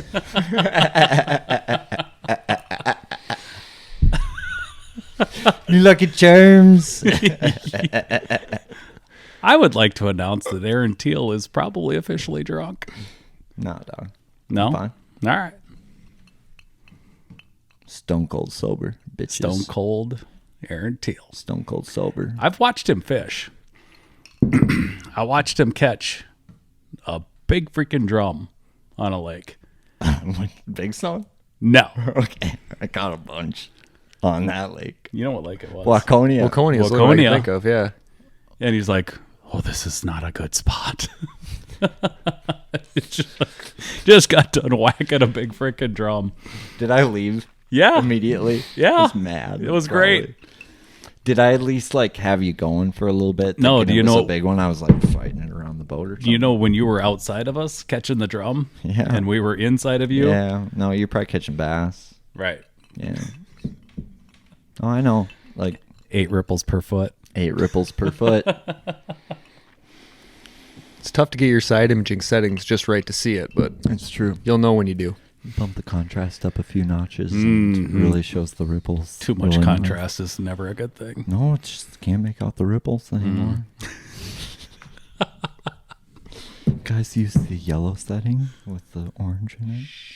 Shows the shell beds really nice on the Okay, you want On to the talk fucking shell shell beds. beds? Shell Fuck beds. these shell beds. fucking shell beds. I cannot find shell beds on my freaking electronics. I can't find them on my electronics. They're I just mythical. told you. I just told you. Fuck shell With beds. yellow and orange and bump the contrast No. up a little bit and the shell beds they just show right up for you. They're mythical. They're mythical shell beds, but 2 bumps the contrast and it's like, fuck, holy fuck. Me lucky charms. After this little excursion that we're doing here, at some point you're going to take me out on the water and show me a fucking shell bed on some electronics. I have yet to find shell beds on electronics. I can Means find you have them. to drive to a fucking river with. You have to drive to a place with current because that's the only place that I look for them, which is maybe a mistake. There might be a lake shell bed deal. I feel like there might be. There is. We're talking about lakes. Fucking love you guys. I knew it. I knew it. I knew it. All right. So bump the contrast settings up 2 notches and yellow and Can you the yellow email me setting an with the audio orange. recording of the this yellow setting with cut the shit? orange. We ain't cutting this shit. This is some good shit. No, it's good shit. But I need a copy of it so that my old ass can go back, because I don't learn very well. Low key though, like we're not touching this shell bed thing anymore. Even if there's a fire, which that's the color setting you should use if you want to find those motherfuckers, but that's a lake deal. Fucking shell beds. Did you know that the big clams, they can write in cursive? Oh yeah, I've seen that on the imaging. I've seen it with my eyes because that's the only fucking time I can see shells. But Have you guys ever seen the movie Son-in-Law? yeah, You know where he takes the combine out, steals the guy's combine, and he writes crawl? yeah, So you're saying clams do that in the yeah, sand? yes, No bass here, motherfucker. They'll, like, write that to absolutely, you? yeah. Huh. It's really cool how they move. They like legit send the messages in cursive. What contrast settings are you running to get the proper Costa 580. coast? So I got you. John Cox cursive. Yeah, I like my Costas. You know what? And I tried the loopholes this year. I like my Costas. Have you tried the relevant? No. I was pretty impressed. Okay. They fucking change with the light. Okay. Like, it's the only lens I've worn that like adapts to the light you're fishing. So low light, the glass will allow more light in. Okay. The more light there is, the more it takes away, and then there's a polarized factor to it. So it's kind of crazy, like how you can wear the same lens on a partly cloudy day, and it will change Glass or throughout the polycarbonate? day. It's Trivex. So glass, from what I've learned, is the best at like mimicking. Like, it's better than the human eye. Polycarbonate is worse, and they're kind of in between. It's a polycarbonate because they want the durability and the lightness, but from the sounds of it, the glass is like, your eye is not as good as the glass is portraying. So there's no need to use said glass because your eye is never going to, you know what I mean? So Yep. From the sounds of it, it's an advanced polycarbonate, Okay. like a better version of a polycarbonate. Those are the ones you were telling me about? Or is that a different one you were telling me about? Well, maybe. It's just there's a couple new companies using that Trivex stuff, and it's like the Abbey value of polycarbonate, your original like poly glass, was like 30. This stuff is like 45, and an actual glass lens is closer to 60.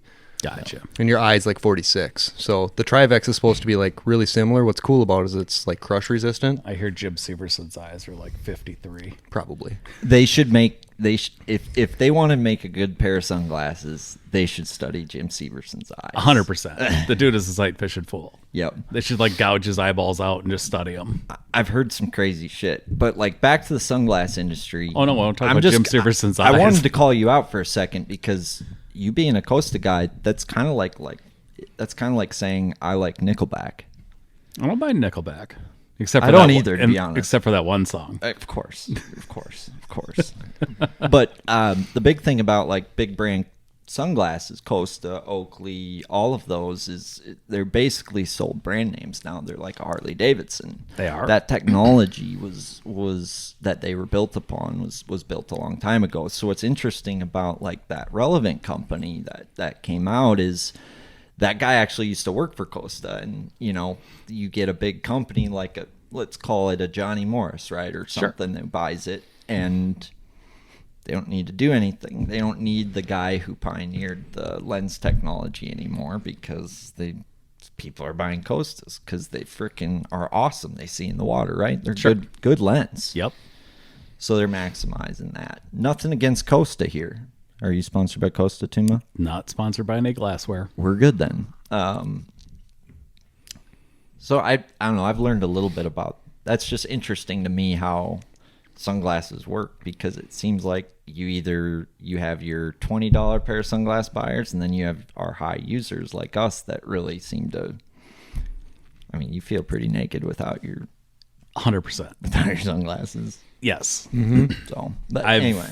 Yeah, I've been in a boat and I'm looking at something, and a guy that's taller than me can be looking at something that I'm trying to look, or that I'm looking at, and he's like, I can't see it. Right. And I say, put these on your face. And he's like, oh my God. Or whatever. And it's amazing how we as fishermen, we get so sold in our minds on something, right? Like Yeah. with this Relevant sunglasses, I was convinced that Costa, you needed green or yellow lenses, and that's how you sell in the water best. So when I was looking at these Relevants, it was like, no, I don't want a pair of blue mirrored lenses. I don't. And that's their best cloudy day lens. They work really good in the ocean. No, but like for them, it's their best cloudy day lens because of their technology, because it lets in more light, because it mimics that blue shade. So when it's cloudy, it's bringing in more blues and more sunny and brightens things up, which if you wear a pair of like blue Costas, that's like the sunny day clean water lens they have, because of the gray backside, because they only have a gray and an amber backside. It's a gray base, yeah. Yep. I don't know. That's wild shit to me. Anyway, didn't mean to go on a. Your listeners are very, very in tune to this right now. See, I threw a plug in for Intune Marine. You're welcome. You did? You didn't catch it? Oh, in tune. Yeah. Yeah. Fuck. Have you ever worked there? No, 7 years. Long time. I've never worked there. I spent a lot of time. I just forgot I worked there. It's been so long.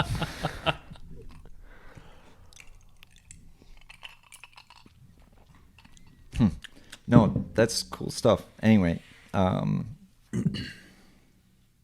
Boy, weird. We got sidetracked. Oh, that was a sidetrack. Yep.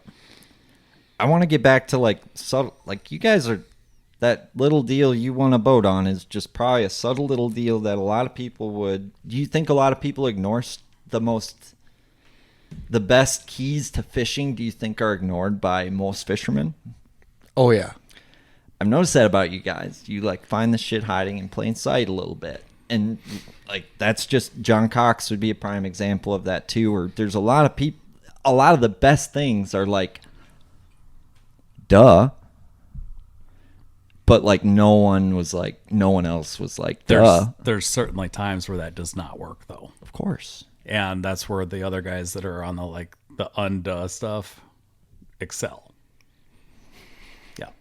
It's just, you got to try and find it all, but yet you don't have to find it all. If that makes any sense whatsoever. It does. And Tuma, so I'm kind of getting the drift here. Like Walls, you'll change it up a little bit. But Tuma, I've noticed you're fucking hero zero a little bit. I'm a little stubborn. Yeah. Yeah. A little Pollock with your 100%. fishing. Yeah. And it's bit But me it's in good the sausage. It's good sausage. It's bit me in the ass. It really has. Everything does. I can Lake Oneida stories that I should have switched it up a little bit, and I was on the right fish to do way better. Brown or green? All brown. Gotcha. I chased the green. I spun out on day 2 a little bit, and then I went back to the green or to the brown ones, and I put 3 in the boat. But yeah, I got stubborn. All I think about on Oneida was when I was a kid and I watched everyone go for brown ones, and I watched Tommy Biffle flip like a 1/4 ounce sweet beaver and win with largemouth. And I don't know much about Oneida, and I'm sure it's changed a bunch. Phenomenal since then, lake, but I've heard fun it's lake. a blast. Yes, and fish is big, really big. I fucked up. And I'm not too proud to admit. What happened there? Did the brown brown ones? They obviously they're like your favorite ex-girlfriend. They're just amazing. Oh, they in were the there. bedroom, and then she's a crazy crackhead, and she's gone. They were there. The fish were there. Yeah, I found them. I found the ones that were not around the crowds, And I just did it wrong because in practice, they gave me all the clues that what I was doing the way I wanted to do it was going to work. And even day one, I threw a thing out in 15 feet of water, and a fish came from 15 feet to 12 feet to eat said thing in a big hurry. And it was a 4 and change pounder. And in the boat it came. And a light bulb started glowing Oh, above no, your head. I stuck with it. Of course. And what you I do. had some line breakage issues there. There's a lot of zebras. And that shit happens. It does. Yeah, I've been there. Yeah, it happens big time. But had I picked up something a little more finessey, which I didn't do until the last hour on day 2, yeah. Like, they'll come up and they'll show themselves on what I wanted to catch them on, and they'll eat the fuck out of the thing that you should throw back in there. Yeah, that type of deal. It happens, you know. Dude, those hurt the worst. I can think, I mean, I can name 5 lakes right now, 5 tournaments where I'm like, God fucking damn it. Anybody that's bass fished competitively, Yep. or even for fun, knows that they've had a scenario like that. It's like, God dang it. At the end of the day, you picked up the rod that was in your rod locker, and Those are the worst drives you home. just went to work. Those are the worst drive homes. Like, trying to No, forget. it was great. Do you know why it was great? Because you got to have the right attitude. It's like, okay, appreciate now I need to not be so stubborn. And when they're not committing to one thing, like coming freaking 12 feet up to chomp on whatever the hell you threw and commit to it, you need to have a backup plan. You got to be the happiest Pollock in the world. Oh my God. Like, that's a good Pollock. Like, okay, if you're going to have a Pollock mentality, I'm going to be stubborn, but at the end of the day, when it doesn't work, I'm going to be happy because that's the right mentality to have. Like, that's Right. cool. Yeah. Yeah. So another fun story about that one. I'm idling around. I got my girlfriend in the boat with me, and I was like, holy crap, hon, look at this. That's something. And it was really cool. It was a boat wreck. Cool. I should have fucking marked it. You didn't? No, I knew where it was. got And hummingbirds, I could, yeah, I could 100% within 3 minutes drive you back to that thing. I know where it is. It's that obvious. I didn't mean to talk shit about hummingbirds. No, it's They're all good. units. I like hummingbirds. I sell mostly hummingbirds. So. Okay. Yep. So I drop her off to get a rental vehicle, and she's talking with the rental people and blah, blah, blah. And I'm in the no information cutoff rule at this point. Yep. And she comes back out. She's like, oh, I got to tell you something. I said, I can't know. La, This la, la, legit, la, la, la. this legit happened. I can't know. After the tournament, she's like, remember that thing I couldn't tell you? I was like, yeah, go ahead and tell me. And she goes, remember that boat you found? I was like, No. and I go, yeah. She goes, that's a deal. Apparently that's a freaking deal. So, yeah. I found it. Dude, I respect you for that. And I've noticed that about you. You like your sleep. Keith Tuma likes to sleep at night. I will never question you as a cheater because I know how you think based on how you've approached national championships in the past. Sure. You are a stand-up dude that way. You The gotta fact be. that, like, that is so crazy. Do you know how many people would be not willing to do that? Like, just There's a eat few, that up. maybe, but Too many impulsive fishermen. I don't want to think about it like that. I love that. So, and I mean, if she was here to this day, she'd tell the story, and it's great hearing it come from her because she's like, I told you, but you didn't tell me because I didn't want the info. Well, okay, I so couldn't you have the get that info. info, and you Well, win the tournament off that wreck. Then what? Then what? Right. That's fucked up. Do I pass the polygraph test? Okay, what is a polygraph? Like, Right. those are fucked up. They can All be, of all of it's fucked up. but Either way, you're questioning that win. Okay, after it's over, absolutely. you're questioning it. You are did not. I do it right? No, I didn't. Yep, that's in the back of your mind the rest of your Right, career. and I don't want that. I does. don't need that negative freaking juju. Nobody that tournament fishes or does anything competitively needs that negative freaking juju right there with you. And some fucking people just don't think about those consequences There of you go. even just their sleep. There you go. Even just their sleep at night. It all goes Think back. about that. Yeah. All goes back to picking on them. Guy with the on him hat. Fucking kid wrecked him. Guy. Good for him. Love it. Love it. And he's a character. It's weird how that works. Yeah. Sometimes it's like, oh, this guy, and then he cleans your clock and you eat it for breakfast. And Do you know how much look at money things a Andy little Walls has different. taken from me before we started fishing together? Andy Walls has taken a lot of lunch money in this state. He'd show I up to can tell you that tournaments much. with this porno stash thing. Ooh, I'm I not. like it. And if he came to a tournament with the porno stash, you did not mention it. I mentioned it one time. I lost by a lot. So, okay, so if he brings a porno stash to the ring and you say, nice porno stash, you're going down? Oh, 100%. You're fucked. Yeah, don't mention Got the it. porno stash. I don't know about that. I mean, we did it for a year, but I don't remember that. It was you and Cizik on It was Kyle Leech. Wood. Was it you and Kyle Wood on Cass? It was me and Kyle Wood. That's what we did it. I thought it was you and Cizik on Leech. But you had it and he didn't because, well, I don't We didn't think, do it on I don't Leech. think Brandon could grow a mustache like that at that point. No, we didn't do it on Leech. Sorry, Brandon. I'm wondering when the Walls mustache is coming back. We tried it. We tried that shit on Waconia and it did not work. Yep. It's over. Done. Ship sailed. And that was Wood's idea. Yeah. The mustache is no more then. No. No. Worked good for a year. Yeah. I'll give her a shot. Do it. You could do it. The handlebars, the whole nine. We'll see. We'll see. Those are big shoes to fill. Big shoes to fill. Anyway, We'll do our best. I picked on him about it and paid the price.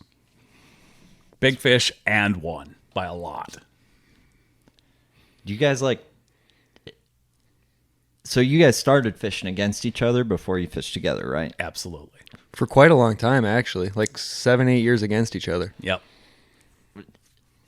How what caused you guys to like join forces then? Like I would say that Chad Foster was probably the biggest reasoning behind how Andy and I got to fish together. So I know he moved to Florida. He moved to Colorado first. Got it. I didn't know Then that. Texas and yeah. Yep. So he left and that kind of opened that door. Is that how that went? Yeah. Went down? Yep. Got it. A little bit. I had a tournament partner who went similarly with Doug Petrak moving to Kentucky to... I remember you Doug. know, He's taken some of my money. I'll be honest, Doug is a local legend around here, and He is? I owe a fuck pile of what I know today to Doug, and yeah, he was kind of the pioneer, or godfather around these parts, so to speak, and Absolutely. yeah, he had a missing ring finger, so he had a permanent shocker on one of his hands, and dude's a legend. I'm just gonna say it. You put a jig in that dude's hand, look out. Yep. I feel bad for him. He's down on Kentucky Lake and guiding, which is a pretty tough road. I'm Yes. sure with the Asian carp and whatnot. Hopefully the crappies are still in the brush piles for him, and Sure. there's a couple ledge bass for him to still catch. But Brian Brown is also down. He's down in yeah. Florida now, but he was He's on the buddy of Kentucky Doug's. Lake thing. Yep. Sean Haig, do you remember Yep. Sean Haig? I remember Sean. Sean was the other one. Who, Yep. First junior bass tournament I ever fished.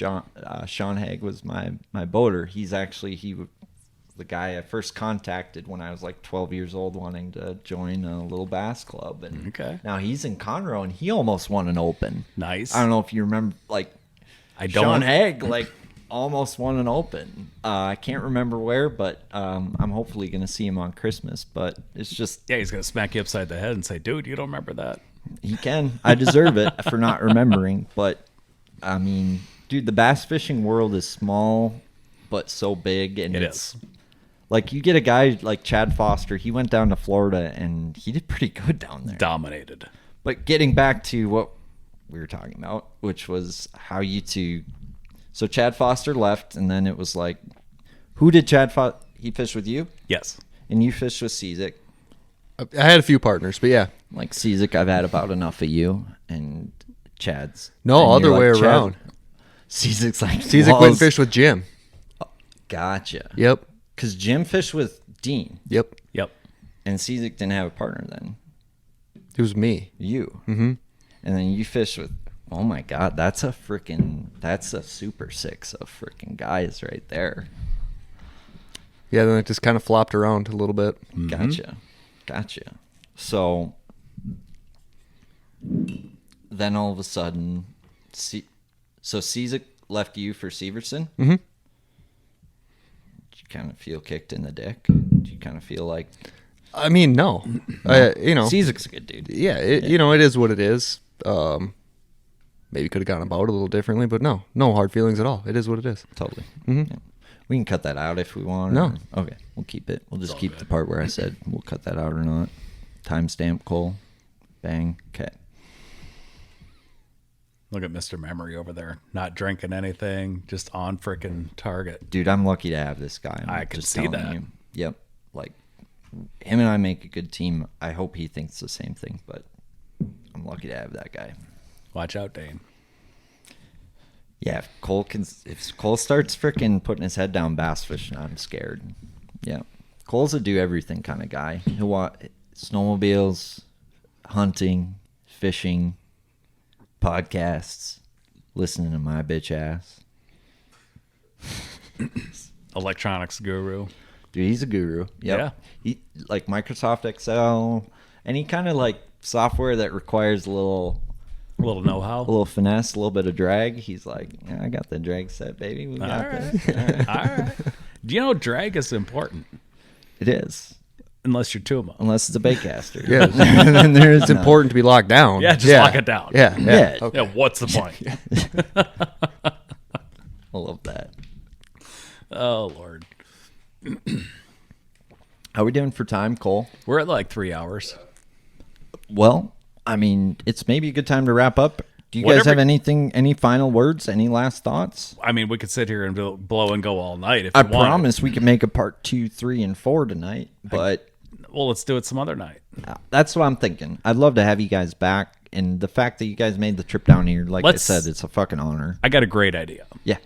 Let's reconvene after you come back from Hartwell and compare notes. Like, no bullshit, all of it on the table. Let's compare notes. I love the way you think, and I'd love to compare notes. I live for this shit, Keith. All right. Andy, Yeah.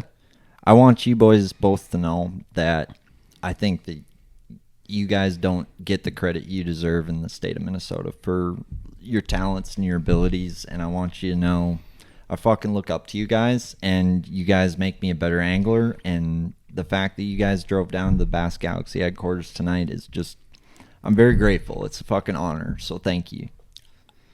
I'm happy to be here. Thank you for thinking of us. You earned every freaking bit of it, and the fact, like, you earned it, boys. Like, We appreciate you having us down. one last bit here. Like, Figgy and I were talking about this. Oh, Figosaurus. And because I've had this debate with guys, is if you want to go pro in the state of Minnesota, if you talk to a guy like Seth or any of those guys, they would tell you to fish Lake Minnetonka, and that's what they would tell you to fish. I'm noticing Andy moved to Lake Minnetonka, but I was talking to Figgy, and he was the first guy to say it, and I agree with him. He's like, yeah, every pro's come out of Lake Minnetonka, but there's a lot of people that aren't on Lake Minnetonka that are about to blow the doors off. And it's, you know, he mentioned Tuma and Walls as like, there's Tonka guys and there's river rats as guys who have made it in the professional sport of bass fishing. And then you've got your Linder, who's, you know, was more of a, to me, the bass fishing hadn't evolved into what it is now. I guess what I'm trying to say is I would love to see you guys, either one of you, fishing at the highest level as the first guys from Minnesota, not from Tonka, not from the river, but straight lake ratting it up, doing your own thing, doing it the way you like to do it. Hang on a second. Are we on camera? There's a bug on my face. It totally is. Oh, okay. Thank you. I thought it was a mole that was crossing your freaking cheek there for a second. I was like, God damn it. Was it a moly. That was an Asian beetle, wasn't it? Yes, it was. Oh yeah, I could smell it. You were so deep in this freaking moment here, and I just couldn't. I couldn't take my. There's a fucking I fly on your was face, Austin bro. Powers in the hell out of this thing.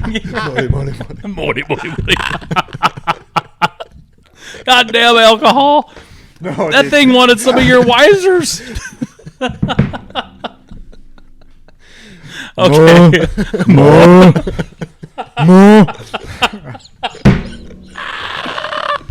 Oh, God. Bass Galaxy checking in, checking out. Appreciate you having us. Thanks, guys.